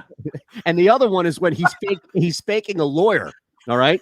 He's faking because what happens is he goes to Carrie's law firm's picnic and a softball game breaks out. So you talk about me, the only one watching the French Open or Roland Garros right now. He's all like, you know, elbow up and you know, taking it seriously. He's running around the bases. The second baseman is just this old woman with a plate of chicken, like eating it. She doesn't even have a mitt on, right? So one of the lawyers is guarding home plate as he comes in and he smashes him. And then the main lawyer says, "Wow, we could use a ringer like you." So they bring him on as a fake lawyer. What could go wrong, right? Okay. And he's on the softball team. Yes. Wow. Yes. And the catch, great. I was thinking somebody might pick that up. And he has a repeat role in this. He has, I forget what his name is, but he is a repeat role. He is the lawyer from The Wire. If anybody has seen The Wire, and if you haven't, shame on you. He's the lawyer from The Wire. So there you go. That's how we connect it all. All right. Wow. Tremendous.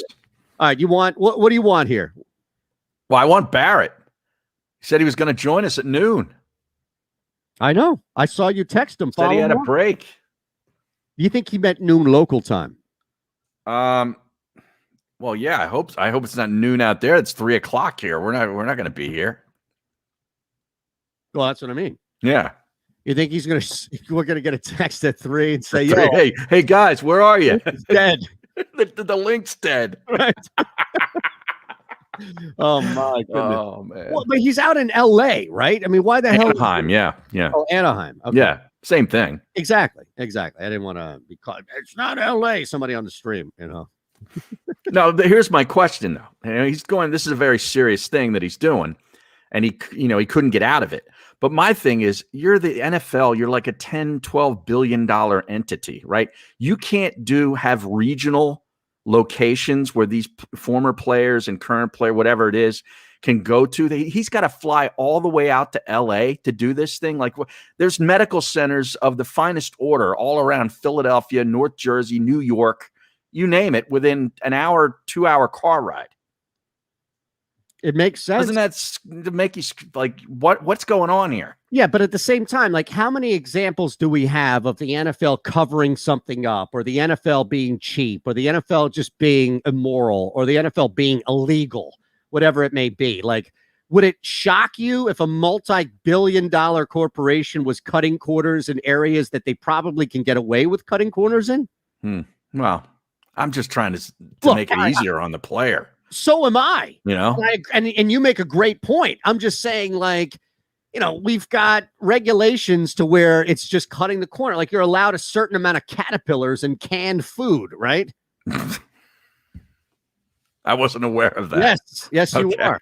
Yes, you are. Now, Ron on the text board says, former producer of ours. Wait a second. We had a producer here who was an NFL running back? Before your time. No, okay. I was going to say, not Fred Davis, who I mistakenly thought was the other Fred Davis, right? No, not that Fred Davis. His name was Chris Taylor, and not the Dodgers Chris Taylor. Where did Chris Taylor run the football? In Detroit?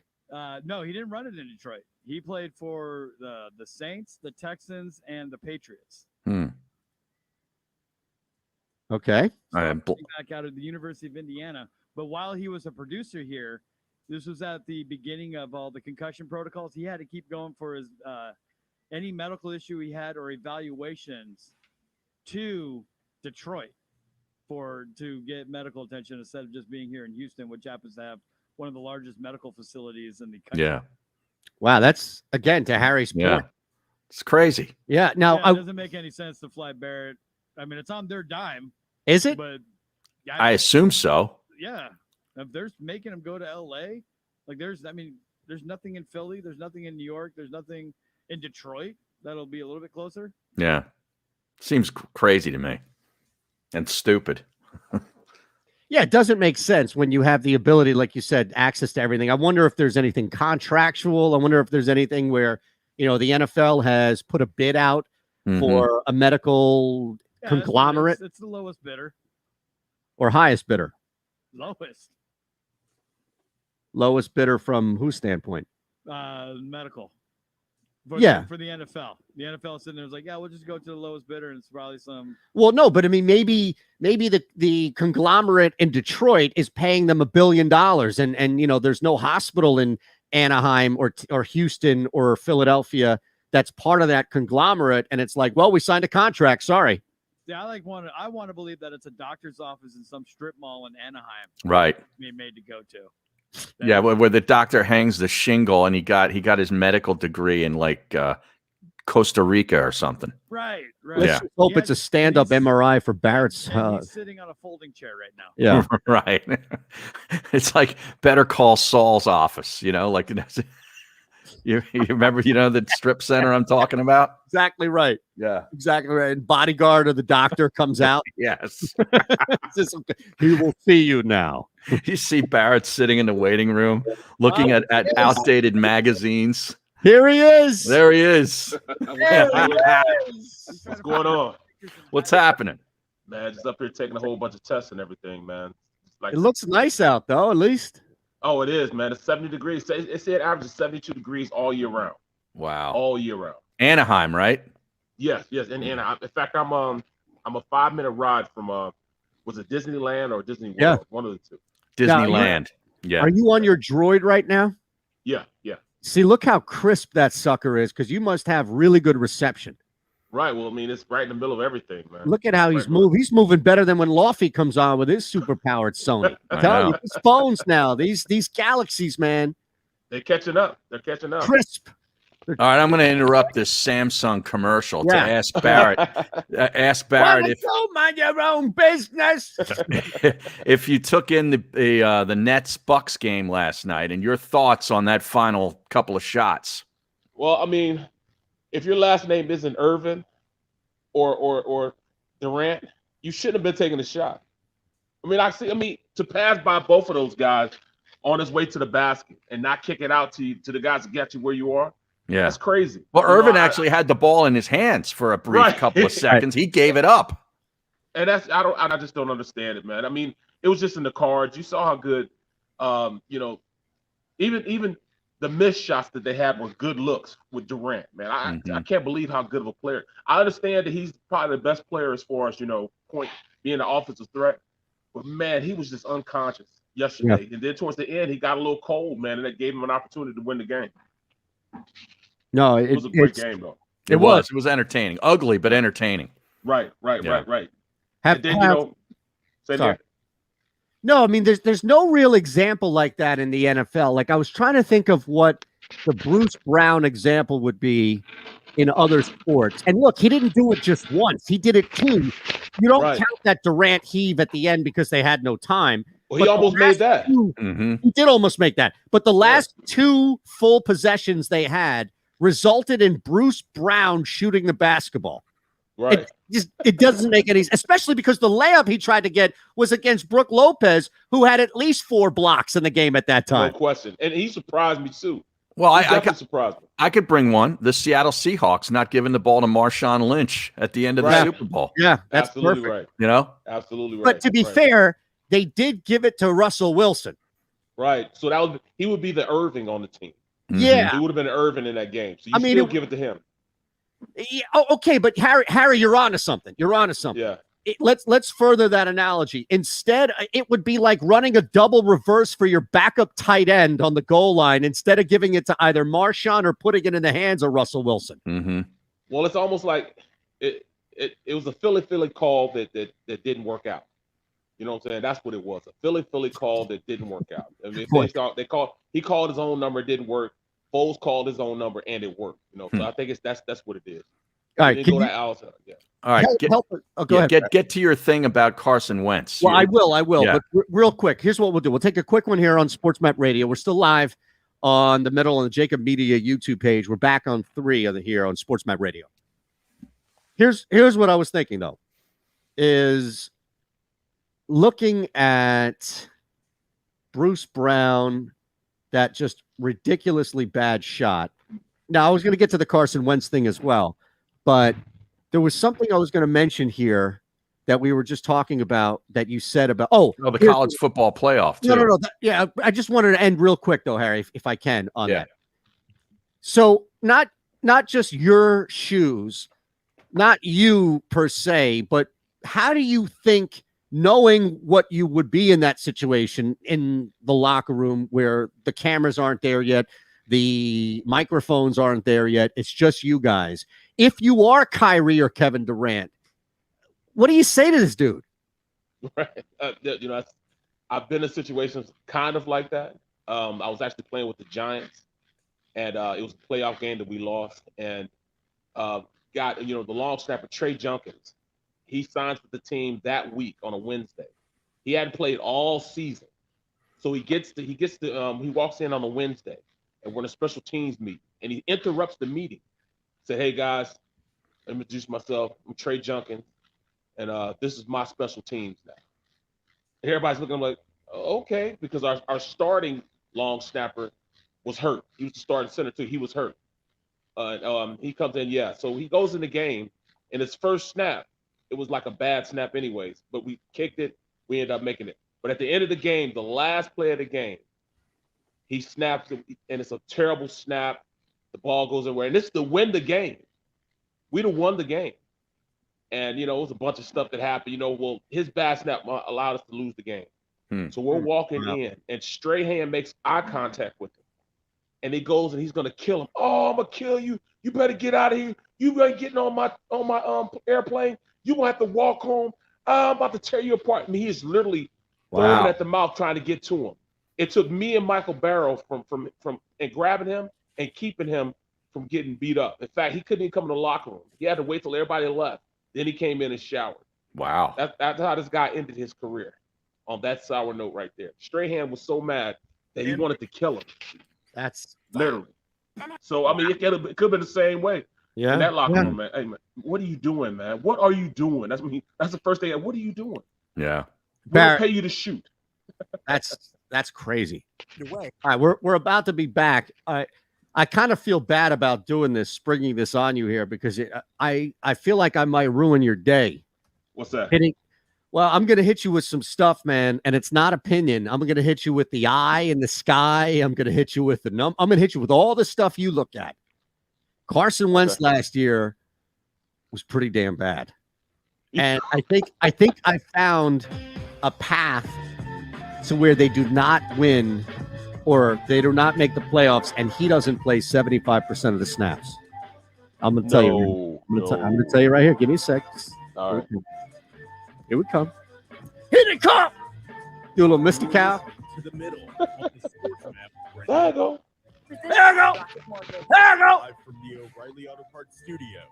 Here's Eytan Shander, Barrett Brooks, and Harry May. Yeah, actually, Barrett is in the house. Look at that. Checking in all the way out west from Anaheim, California. Looking nice and crisp over there. Now, are you at the spot you're staying at, or are you somewhere else? Or Well, actually, we had a bunch of tests here, as far as litmus tests, things of that nature here at the hotel. I'm about to leave in about 15, 20 minutes. We're going to go to the doctor's office. This is serious, man, for concussion protocol, also as far as your body, what my disability rating is. I do this at least once a year just to make sure that I'm cool, make sure I'm all right, make sure I'm, savvy enough to be on the screen with you guys. So, well, Harry, why don't you ask Barrett? Yeah. Why do you have to go all the way out to Anaheim for that? You can't do that in Philly or New York?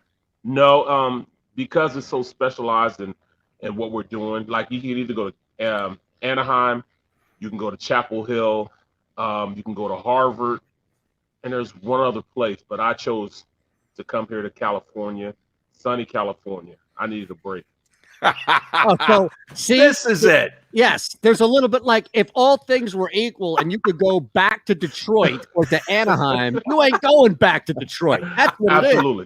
You know, it was kind of convenient too because the other places are during the football season, and you know, I mean, you guys will give me the day off, but there's no way in God's green earth that NBC is going to give me a day off. I love this candor.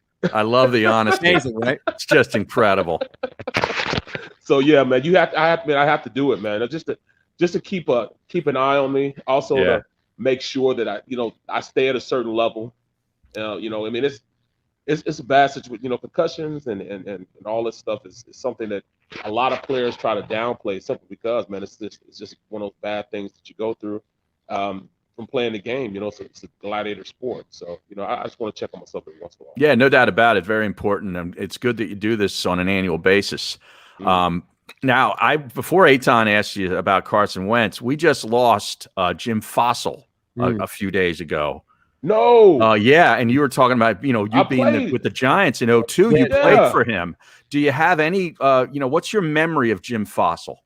Oh, man, I can't believe he's gone now. Well, I mean, it's another Strahan story. But, yeah, me and Fossil, that was my dude, man. He brought me in, but he had lost control of the team. And, well, he didn't lose control of the team. It was Strahan's team.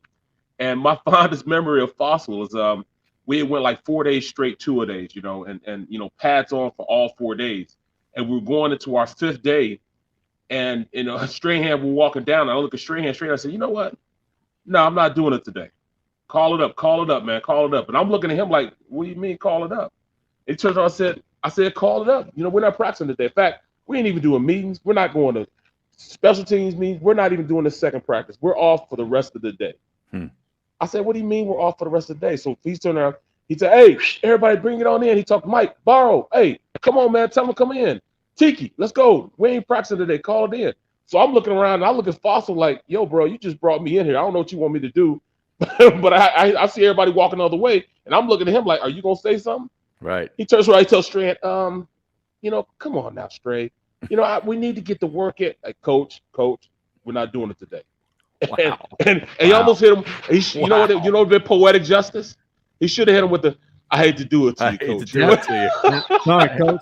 Hey, Foss, I hate to do it to you, but we ain't. But that's my father's. In fact, then we got in and he said, all right, we're all going to the movies too. So he brought us to the movies too. So that's one of my fondest memories of Fossil. But I can't believe he's gone. Yeah, man. he passed away on the 7th. It's amazing. Wow. Yeah. The legacy. Wow. Yeah, I mean, he had the guarantee. Yeah. Yep. And he's got it. His son's a really good special teams coach. I think he's in Dallas. His son's in Dallas. Yeah, John Fossil. John Fossil. Right. Yeah. Now I'm curious because you weren't on that team that went down and played Baltimore and lost in that Super Bowl. That was the guarantee. You played with Toom. You played with Amani Toomer, who I did a show with. Definitely my dude. Yeah, he said, and he told us on the air, so I'm not saying anything new. But he said that a lot of guys weren't really happy with that guarantee. Like, whoa, hold on a second. It put the pressure on. Yeah. Like, what are you talking about? Like, hold on a second here. But I mean, the guy has, when you have somebody who has coached multiple spots, and you have somebody who's been successful as Fossil, he's going to come across a bunch of players and he's going to connect, with a bunch of people throughout. So definitely not shocked by any means, Well, that was the put the chips in the center of the table thing, right? Is that what you're talking about? Yes. Yeah. Let's put I can't do a Fossil, but he has. No, I can't either. Let's put our chips in the middle of the table. Absolutely. But that's what it was, and I that's a pretty big guarantee, man. That's a really big guarantee. I mean, but Fossil was one of those type of guys. Like he and the quarterback were really, they were tied at the hip, but didn't care for him. The quarterback didn't care for him. What was his name? He's from out of Penn State. Came out the same year as I was there. My goodness. Yeah, Kerry Collins. Yeah. Kerry Collins. And we went to the Senior Bowl together, and Kerry just didn't he wasn't feeling his vibe, man. He wasn't feeling his vibe at all. I think if they'd have been closer, it'd have been a better relationship, and I think he'd have played better also. But he was a partier, man. Yeah. He was definitely a partier. Oh yeah. Well, he came up from my area. Yeah. Okay. He grew up in Lebanon and then went to Wilson West Lawn. They recruited him, and that's the neighboring high school. Wow, he got an arm, man. He could hose it, man. He was down in Nashville when I was there for those 2 years. He was the quarterback with Vince Young. Yeah, and they were going back and forth, and there was a lot of Jeff Fisher trying to figure out what to do and giving kind of Kerry Kerry was like Ryan Fitzpatrick with Tua. Yeah, but it wasn't Tua; it was Vince Young back then. Yep. But he was a fun guy to cover. Are you ready for this, man? Carson Wentz, based on the tape, and this is not good, man. This is going to ruin your day, Barrett. Seriously. There were a lot of things that Carson Wentz was bad at last year. I'm going to give you what he was worth. Now, this is through a bunch of tape, compiling tape, looking at tape. Guy who does this for USA Today, Doug Farrar. I'm sure you've come into contact with him at some point. Yeah.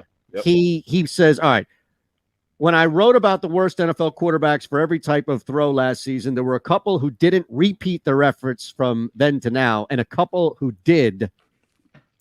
Carson Wentz, Daniel Jones. These are the names you're going to hear. All right, so I'm just going to give you the category. I'm not going to go through in depth here because we only have a minute and a half anyway till we break. But Carson Wentz in the NFL last year, dead last, worst. Statistically on film with 0 one-step drops. Also, Carson Wentz was the worst quarterback in the NFL without any pre-snap motion. He was the worst quarterback in the NFL. Look at his eyebrows raising right there. He was the worst quarterback in the NFL, Barrett, with play action. And they weren't even throwing downfield like you should be. And just to add a little insult to injury, he was the worst quarterback in the NFL. Jalen Hurts was right there on the smaller sample size. But Wentz was the worst quarterback in the NFL last year without the blitz. Not with the blitz. Without the blitz. You know what that comes from, right? That's and you know, I'm a firm believer in those statistics because he has no pre-snap read and he doesn't read defenses. And I had a problem with that for a long time because I was telling people he holds the ball too long because he waits for guys to get open. And as an offensive lineman, you're taught if it's a 3-step drop, after that 3rd step, the ball's supposed to be out of his hands. Like halfway through that 3rd step, he should be knowing where the ball is going. So that's why Doug didn't worry about doing any motions or anything like that because he still wouldn't see the pre-snap read. You know, if a guy motions and they take the coverage and then they move the coverage, you have to see that as a quarterback, and you have to see that. And a lot of times, our center would see it and recall the protection. Yeah. But it would then take the hot from being to this guy to another guy, and Carson wouldn't pick the hot up because he didn't know that guy was hot. So when you, as an offensive lineman, you know where the hot's coming from. You expect the hot to come from there. And if it goes and hits the quarterback, now it looks like the offensive line doesn't know what they're doing. When in all actuality, they set motion somewhere else. It changed who the hot read was and took us to another guy. And now he doesn't know that. And he's expecting, us to pick him up when it's, he's changed the protection. That's pre-step read. That's also studying, man. That's a lot to do with studying, understanding what play development is, and understanding where the ball is supposed to go on certain situations. Remember, I did a lot of stuff last year when we were doing our breakdowns. Yeah. Where I show you the pre-snap read, what you would see, the blitz is coming from here. Watch this route break off over here, and he doesn't throw it to the route, or he throws it over the running back's head for the hot route or the quick route. Those are all things that come with your progression of being a good quarterback. Now, what goes in his favor is that he has now an offensive coordinator, well, not offensive coordinator, but a head coach that understands that he's not good at that. And what he'll do is he'll train to do just like they did Bobby Horn. Throw the ball here, period, point blank. Get the ball here, and you'll have a play. And I think that might have been with Reich. Reich did it last, his last year there, or last year here when they won the Super Bowl. He would tell him where to go with the ball. It'll be a tough year, it's gonna be a tough year, but I think he'll be good enough, and they'll put him in a better position with that offensive line blocking a lot better. That's either one or two top offensive line in the league. Wow. So they'll give him a little more, protection, but he's still got to learn how to read coverages, learn how to read blitzes, understand who's the hot read, where the ball's supposed to go in a pre-snap read. Pre-snap helps quarterbacks more than anything else. When you learn your pre-snap, and you see where the ball is supposed to go, then it makes the game a whole lot easier, slows the game down because this guy's going to be open because they're going to vacate an area and they're not going to be able to get somebody over in that area fast enough. So get the ball to the guy that's supposed to get it. That's tough, man. Tough. He's trying to build a case that the Eagles don't get that third first-round pick, Barrett. They'll get it. I know. He'll play. They won't bench him because they traded. They traded so much for him. They won't bench him. Well, they won't bench him week 10. But I think what's going to happen is this guy could be so bad and the team could be out of the playoff hunt with 3 weeks left that all of a sudden Carson Wentz has an ankle injury. Yeah. Or all of a sudden Carson Wentz has an elbow injury. Just so Sam Ellinger can play. Harry, unfortunately, I get it that I have to bank this theory on Sam Ellinger, but we've seen it for, here's the thing, and I'll tell you in a second, all right? I'll tell you in a second. Guys give this guy way too much credit. Like me and Michael Porter Jr. This is the middle on the My Sports back. Radio Network. Spinal. Presented by Rocket Mortgage. Live from the O'Reilly Auto Parts Studios. Here's Eytan Shander, Barrett Brooks, and Harry Mays. So there's this ridiculous story that's floating around with Tim Grover, the Bulls trainer, and Jordan's bodyguard and way back. I don't know if this is true or not because Clickhole tweeted it. But Who?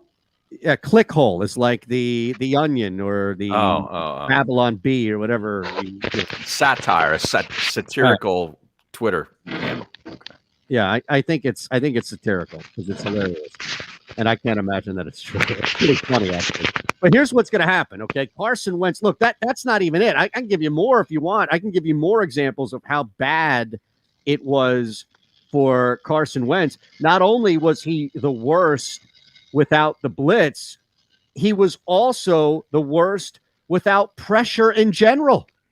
Yeah, I remember. Front four getting to him. I remember having to watch the games. It was painful. Barrett had to break him down for 2 hours afterwards. Remember I broke down that play? Where they had max protection in. That means they kept in the running back and both tight ends. Mm-hmm. It was a 2-man route on the outside. And each of the one receiver had 3 guys on him. The other receiver had 2 DBs on him. And 3 on one receiver, 2 on one receiver, and they were in max protection. They didn't bring the blitz, so Dallas won that rep.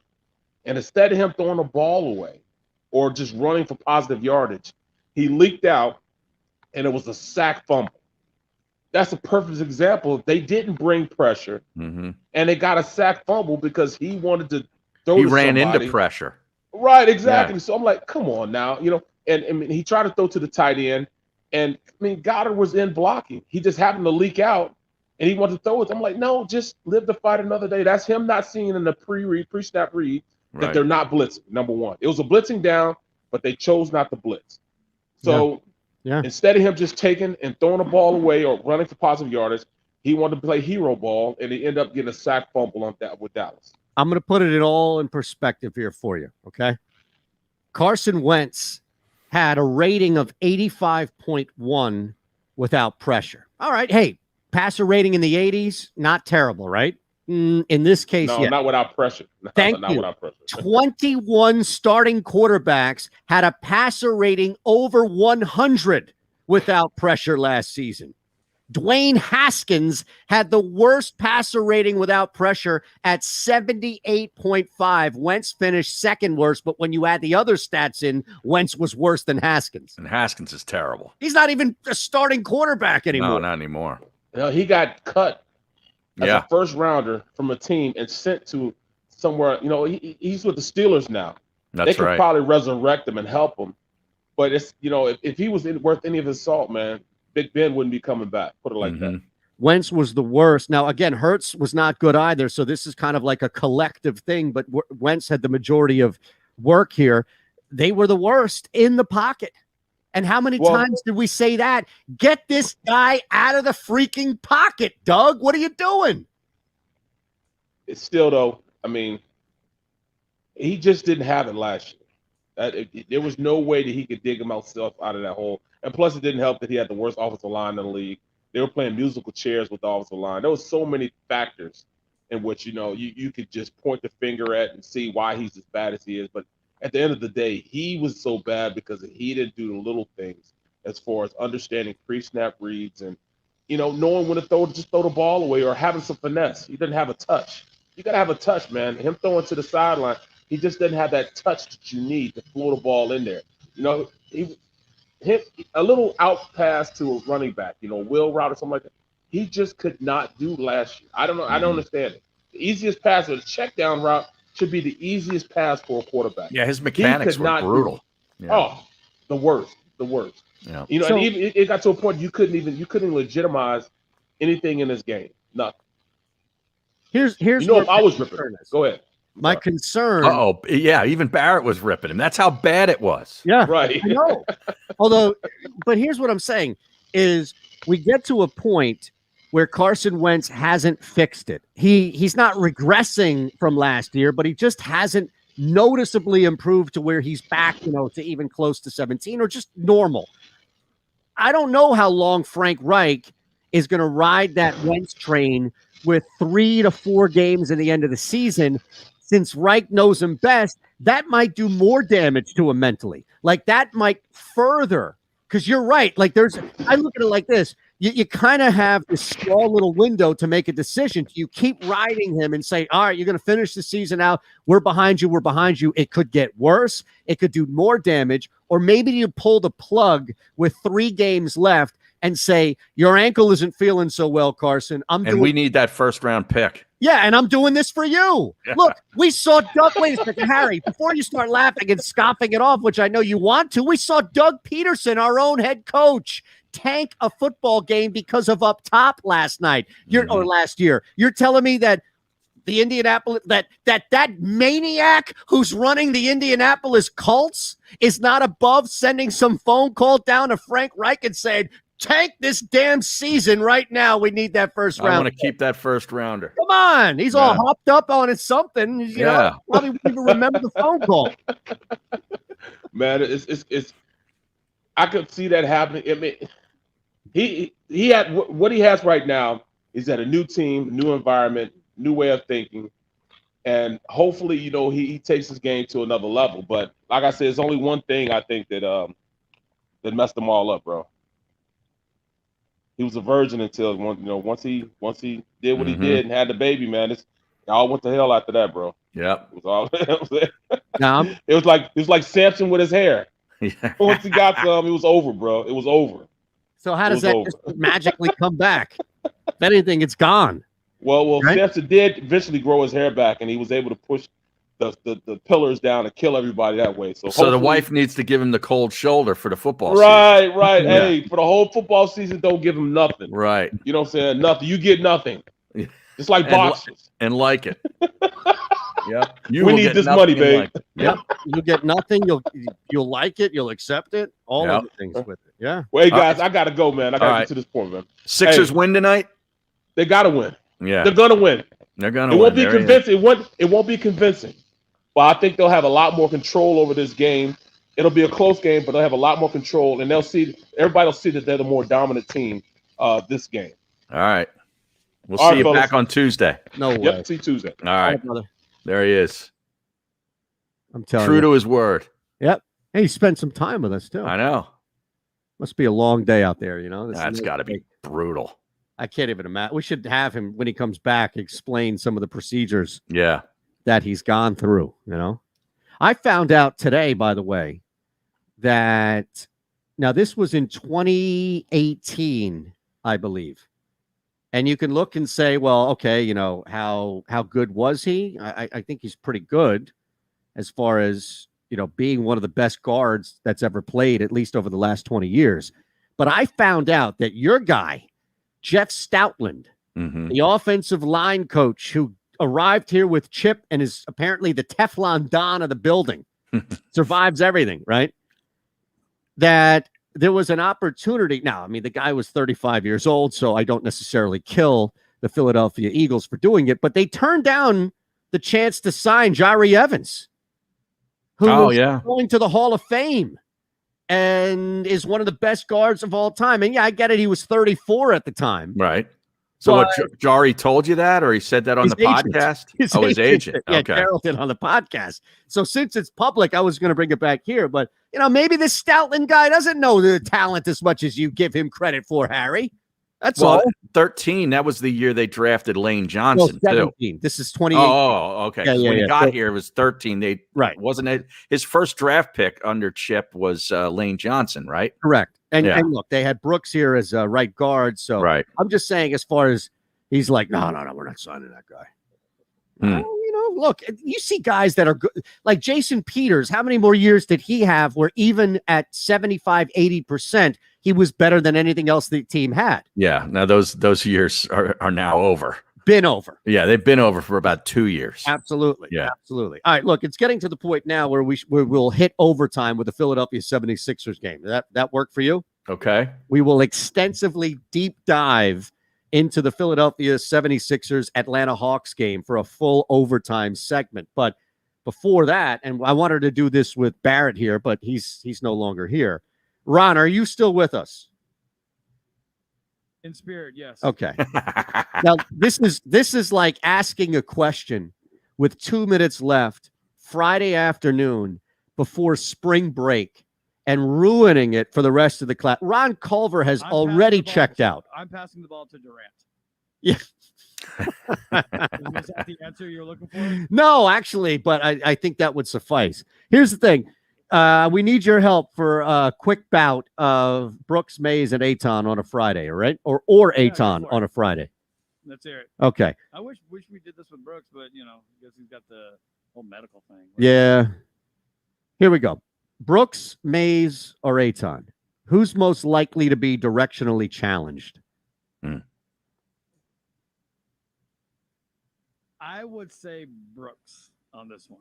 Definitely not me. No, not Harry. Harry's back in the MapQuest days where he didn't have to. So, Harry, I would also say that you're probably a little too on the more anal side of directions. I tell you, Ron Culver knows me well. I'm wondering how is that possible? He's like one of these apps tracking your movement. Yeah. Harry. He knows you. I'm sitting outside in your bushes. I'm watching He's right there. Say hi. Can you just turn to your right and wave to Ron? Right. The whole stream will see. There he is. All right, here we go. I've Brooks. been here for a week. You've been ignoring me. What the hell? That's true. We talked with you yesterday. No, I know. I'm saying I'm outside his house. I've ignored him. Yeah. When he took the trash out, he at least gave me the nod. The heads up nod. Yeah. Or was And it if- the head down nod? No, Was it but the I would up have or to the? say- I would have to say it's Brooks, and I don't know why. There's really no justification. No, I think you're right. I think I And could see him. Yeah. Honestly, he travels a lot more than you two. That's true. But I think he relies, like, directionally challenged means that you can't take a phone call because it might mess with your GPS, and you can't afford to miss a turn that the GPS has already told you is coming 10 miles from now. Like, that's you don't know what the hell's going on. What are the odds that Barrett has used the line, "Hey, can you guys be quiet? I'm trying to drive." 100%. Yes. I would be shocked if he hasn't. Like 2 to 1. Right? Yes. You're And- not- oh, no, no, If he had to print out directions, he's in the right place. Exactly right. That's who he is. He Yeah. lives that. That's why he identifies so well with that commercial. He's got those series. signs in the house. All right, you ready? Brooks, Mays, or Eytan? Who has an excuse for everything? Eytan. Yeah. But it's a good one, isn't it? Hey, you didn't ask if it was good or bad. You just said an excuse. He didn't pause a half a second with that one. I'm not supposed to. That's the name of the game. Is just Yeah. if I think about it too much, I can rationalize each and every single one of you. But it's a lot more fun if I just straight from the gut. Okay. This is another one here, straight from the gut. Brooks, Mays, or Eytan? Who is plotting revenge right now? Eytan, I got to go with you again. Yeah, that's easy. Not Harry? No way. I could see Harry holding I don't it waste my time. against the bagel boss or the king, whatever the hell that guy's name is. Harry may hold a grudge. He's not going to do anything about it because he just doesn't care that much. Okay. Right. All right, real quick. I know we have to break, but let me sneak this one in. Brooks, Mays, or Eytan? Who laughs at jokes they don't get? Harry. Well, I would disagree on that. The reason why, no, Brooks, I would say Brooks as well. Yes. But Harry, the only reason why I'm saying Harry gets all the jokes, but he's just constantly laughing. And I feel like we needed to say his name and give him something. No, I was going to. Okay, well, what about this? But quite honestly, yeah, the person who laughs at all the jokes is Brooks. Because a lot of times I don't even know if he's listening. That's the thing. I think he's just laughing. Right. The best thing about it is that you two could be joking back and forth with one another, but he's laughing to something on the stream. You're right. But right. here's the thing. It's not because he doesn't know what's going on. I think he purposely doesn't and has that strategy of, if I just laugh, they'll assume that I'm going with it and won't call on me or something. Right. Exactly. All right, we got to take a quick one. It's the middle on JAKIB Media YouTube page in Philly and Sports Map Radio. But one of these days, I'll stop saying that. We will be back in 3. If you missed any of today's show on the JAKIB Media channel, listen to the podcast on your way home. Available on YouTube, Apple, and Spotify. The savoring taste of a good bag of beef jerky is so enjoyable at any time of the day, as long as you can find it. Here's what we suggest. Pure Bull Beef Jerky is our answer, and soon it will be yours. Locally produced in the Philadelphia region, this high-quality, healthy protein snack is easy to secure. Go to steersnacks.com, and you'll see hot garlic, tropical heat, Pure Bull dry rub, and our favorite, Huck and Fod. What's that? Huck and Fod. Go now to steersnacks.com. In the Wildwoods, our free beaches are spacious and welcoming with plenty of room to spread out. Your seat will be waiting for you when you're ready to visit. The Wildwoods, creating cherished family memories for generations. Attention women of South Jersey and the Delaware Valley. Sign up right now with Our Lady NRA instructor Nayara Andrzak, who will teach you gun safety as part of this 3-hour safety class, which is being held at Delaware Valley Sports Center in Philadelphia. For information, drop an email to info@DelawareValleySportsCenter.com. That's info@DelawareValleySportsCenter.com. Learn the fundamentals at Delaware Valley Sports Center. You can't miss.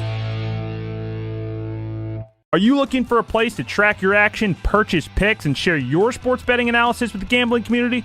Check out JAKIB Sports, a social media platform with an unparalleled experience catered for the sports betting community. On the JAKIB Sports app, you can track all your NFL, NBA, and college basketball picks while getting real-time updates and injury reports all in one convenient place. Start building your following today and stand out amongst your friends by downloading the JAKIB Sports app on the Apple and Google Play stores. Let's cash some tickets and put it on Book It. The International Brotherhood of Electrical Workers, Local Union 98, is a proud sponsor of The Labor Show with J. and Krause every Saturday night from 6 till 8 p.m. IBEW Local 98's highly trained and superbly skilled electricians are the best in the business, setting the highest safety standards in the electrical industry. So when you're planning your next industrial, commercial, or residential project, choose an IBEW Local 98 union contractor. Learn more at IBEW98.org.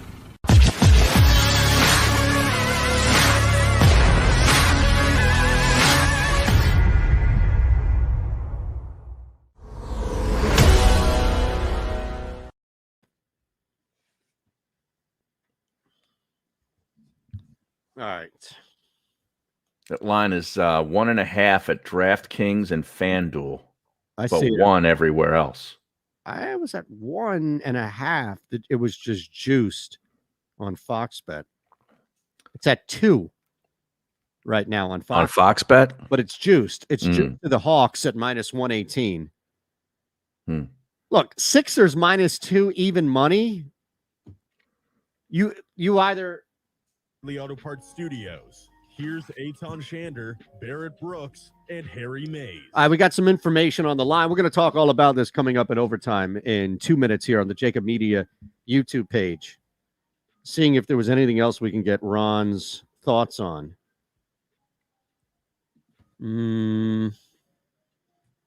Some of these I feel like Barrett should be here for. All right. Brooks, Mays, or Eytan, who would not care if they were caught pleasuring themselves? You mean like Jeffrey Toobin? Yes. Or George Costanza when his mom came in, or any other, like what was it, American Pie, right? I really liked mine better. Why are you going with somebody else? Well, because I'm doing a show a little later and I'm doing it with a movie buff. So instead of me mining bets from you or Harry, I'm going to mine movie references that feature somebody getting caught pleasuring themselves. Treating your body like an amusement park. That was hilarious. My first reaction was Harry, because when it goes back to he just doesn't care. Yeah. So what? Yeah. The best part of that episode was him going into the hospital to visit the mom to watch the sponge bath. Great is that? It's too hot. Can you go get me a sandwich? And he's like, no, not now, Ma, not now. Oh my goodness. Amazing, right? She was tremendous, that woman. Yeah, the silhouettes, right? Oh, yeah. Silhouettes. No, but I'm saying his mom was tremendous. In that. She was a great character. I don't know. She doesn't. All right. Well, look, Ron, you have a great weekend. We're all back coming up in 30 here on Overtime. Are you looking for a place to track your action, purchase picks, and share your sports betting analysis with the gambling community? Check out JAKIB Sports, a social media platform with an unparalleled experience catered for the sports betting community. On the JAKIB Sports app, you can track all your NFL, NBA, and college basketball picks while getting real-time updates and injury reports all in one convenient place. Start building your following today and stand out amongst your friends by downloading the JAKIB Sports app on the Apple and Google Play stores. Let's cash some tickets and put it on Book It. All right, it's Overtime here on the JAKIB Media YouTube page. And again, we remind you, give us a like, make sure you subscribe. You can hit that notification bell so you don't miss a show. We're broadcasting live and local from the Fritz and B. and Cooley Law Studio. If you know someone who suffered a personal injury, contact Brian Fritz directly, a tough lawyer for a tough town. The Middle, sponsored by Pure Bull Beef Jerky. Get yours now. Go to steersnacks.com. Now, you mentioned, Harry, the number. Are you still seeing that same number there? Yeah, 1.5. Sixers favored. Okay, so it's not up to 2 yet. Not where I'm looking, no. Well, it's, again, what Fox Bet likes to do is just go a little, like a half difference or maybe a full at times. Oh, no, wait, DraftKings just went to 2. Okay. Now, is it 110, or is it juiced? 108. Oh, not bad. Here's the thing. Do you like, let me just ask you point blank, who do you think wins the basketball game tonight? I think the Sixers win tonight and lose game 4. I agree. Why aren't you or anybody else, and I'm not saying like, oh, it doesn't count unless you bet. I'm just asking. Because if you, like and I'm going to take it, I think, at 2 and get the value here before that plus 100 goes away. And Harry will tell you more so than anybody on this show that it's not about the 2, it's about the return. Right? Yeah. I mean, and the money line's 129. I have it at 125 to just win by 1 point. Yes. But then you're only minus 108 to win by 3. Oh, so you have it at 3? No, it's 2 at minus 108, but they got to win the game, so they got to win. They've got to win by 3. Right. So I have it exactly. So my point of it is that we've just inadvertently shopped some lines here. Right. So what we've done is you told me that it's at 2 now with DraftKings. I have it at 2 as well. But the difference at DK is you're laying 108. You're laying 108. I'm getting even money to lay the 2 points. Oh, wow. Yes, that's my point here is I feel compelled to jump in simply because it's even money. Yeah, I would too. That's the difference across the board. But like you, I think the Sixers win this game. I don't know how Joel Embiid plays what he plays. And Trey, look, I get it. You're not going to stop Trae Young every single time he has the basketball, but you can live with 25, 27 from Trae Young and still win this basketball game. The biggest problem that I have with the Hawks is they are streaky. Like they could go an entire half and miss everything. How do you lose to a team like that? You don't. Yeah, but the thing that I'm concerned about is Ben getting in foul trouble early on the road. Yeah, because this game could be called a little bit differently. And you know, Joel living at the foul line, does that continue on the road? I think Joel Embiid is going to go to the line no matter where he's playing. I think Joel Embiid is earned that now. I think Ben Simmons, and this is where I will definitely side with you, and the free throw is something I do not, and I don't want to have the misconception that I have. The free throw shooting is definitely an issue and definitely needs to fix, but also getting to the line first. So Simmons, like that's another thing too. Again, I always bring this up. This is having one of the strongest arms in the NFL and not throwing the football downfield. Simmons should be at the line and he'll also get those calls. The problem, though, is you're right. Simmons will get the calls when he has the ball. I think he won't get the benefit of the doubt on defense. When he's on defense. Yes. Yeah. Yes. So Nate McMillan's a pretty savvy guy. Mm-hmm. He's probably devising a plan right now to get either Simmons or Thibault, whoever's on him first and early. It's going to be Simmons, and then with Thibault coming in, get him in foul trouble, right? Yep. And who on the Sixers bench is going to step up? Well, the easy money would say that it's on Shake Milton, but I mean, it's like just picking a random number on the roulette table. Mm-hmm. You know, and you can't even take like a line or like a corner and have 4 different numbers. You have to. Is this a Furkan? Korkmaz hits a couple threes. Yeah. Remember, every time I hear that, I think of the guy in Johnny Dangerously. You fargan night. That was pretty good. Is this a Fargan Korkmaz? Fargan.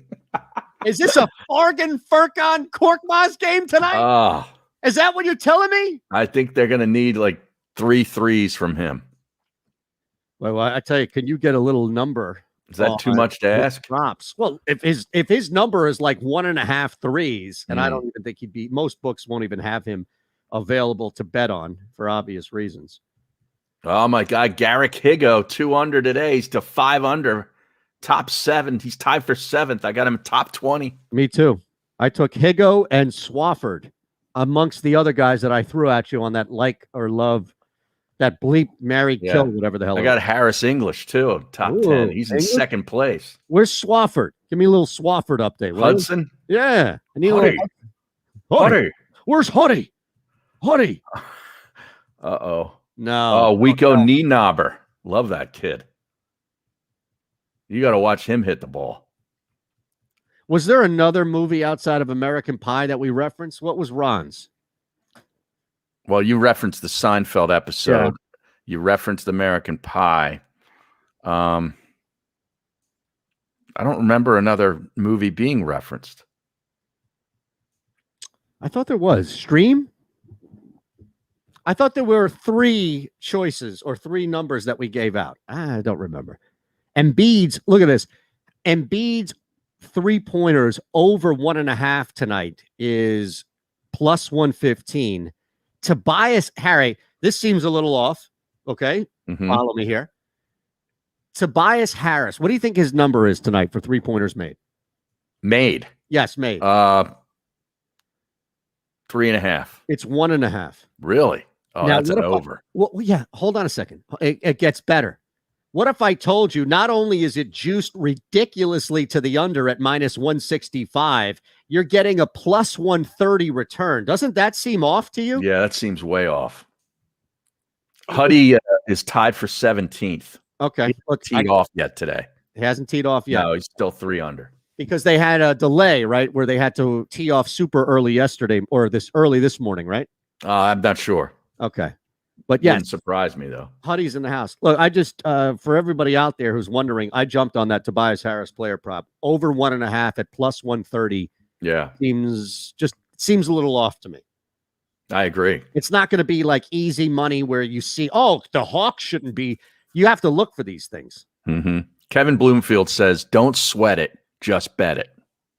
We need a T-shirt. Is that the swinging and dinging? Yeah, phrase? right. Yeah. Don't sweat it, just bet it. I like it. Oh, and 91 LSXer says, didn't Pee Wee get walked in on in Porky's? Oh, Porky's, the thing I remember about that movie was the shower scene, right? Yeah. I don't remember. I mean, look, that sounds right to me. Yeah. Got to do some research. Pee Wee Herman and Porky's? No, not Pee Wee Herman. He wasn't in Porky's. Oh, I thought he said Pee Wee. No, it says Pee Wee. I guess that was I don't remember the characters' names. Maybe that was one of the characters. Okay. Let me look it up. That makes sense. What about Pee Wee? Let's go to Pee Wee in the Bronx. Would that be one of Adam Shine's callers? Yes, exactly right. Because it's not a name or something. Pee Wee in Pittsburgh or something. Patriot Pee Wee, right? Right. Yeah, yes. It's always some alliteration. Absolutely. You know? The name of the team and the name of the guy as well. All right. So what do you have any thoughts on tonight's action? Yeah, Pee Wee was the lead character, Dan Monahan. Dan Monahan. Portuguese. Yes. Okay. Dan Monahan. That's a good shout right there by 91. Yeah. 91 LSXers is on point today. Yes, absolutely. He was on point with the Twitter harassment of Giovanni as well, identifying the suspects. Mm-hmm. Here's so we've got 2 games tonight. Phoenix has been a pretty good cover all year, especially when you look at it comparatively on the road. They're getting 2. Mm-hmm. Could you tease this?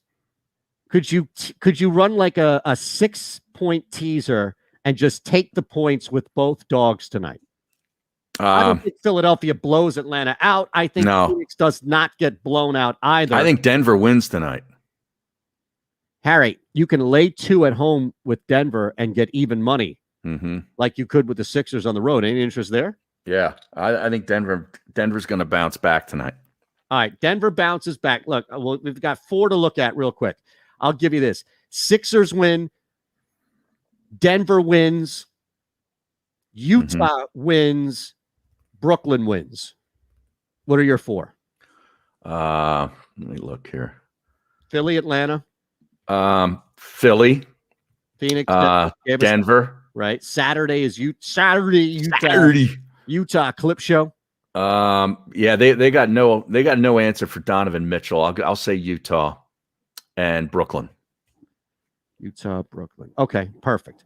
Awesome. And then being told here by our EP of the channel, Xander Kraus, to look forward to some exciting news come Monday as well. We appreciate everybody on the show, of course. Everybody rocking out with us. Look at this. 91 LSXers with $5 Friday. Yes, that's a super chat right there. Jeez. Thank you. Thank you. Always appreciated, never necessary. And we love you all for that, including and especially the super chats. Everybody enjoy your weekend. That's Harry Mays. I'm Eytan Shander. Brooks not back on Monday, but he'll check in. We will see you. Football in Philadelphia is a lifestyle, a passion from birth, and a personal responsibility to know the game. Boo when necessary. And think about E-A-G-L-E-S every second of every minute of every hour of every day. Birds 365 was created for you. Jody Mack, the legendary sports talker, joins forces with NFL insider John McMullen. Birds 365. Start your morning with Johnny Mack and Jody Mack across the JAKIB Media Network. Watch it live on YouTube.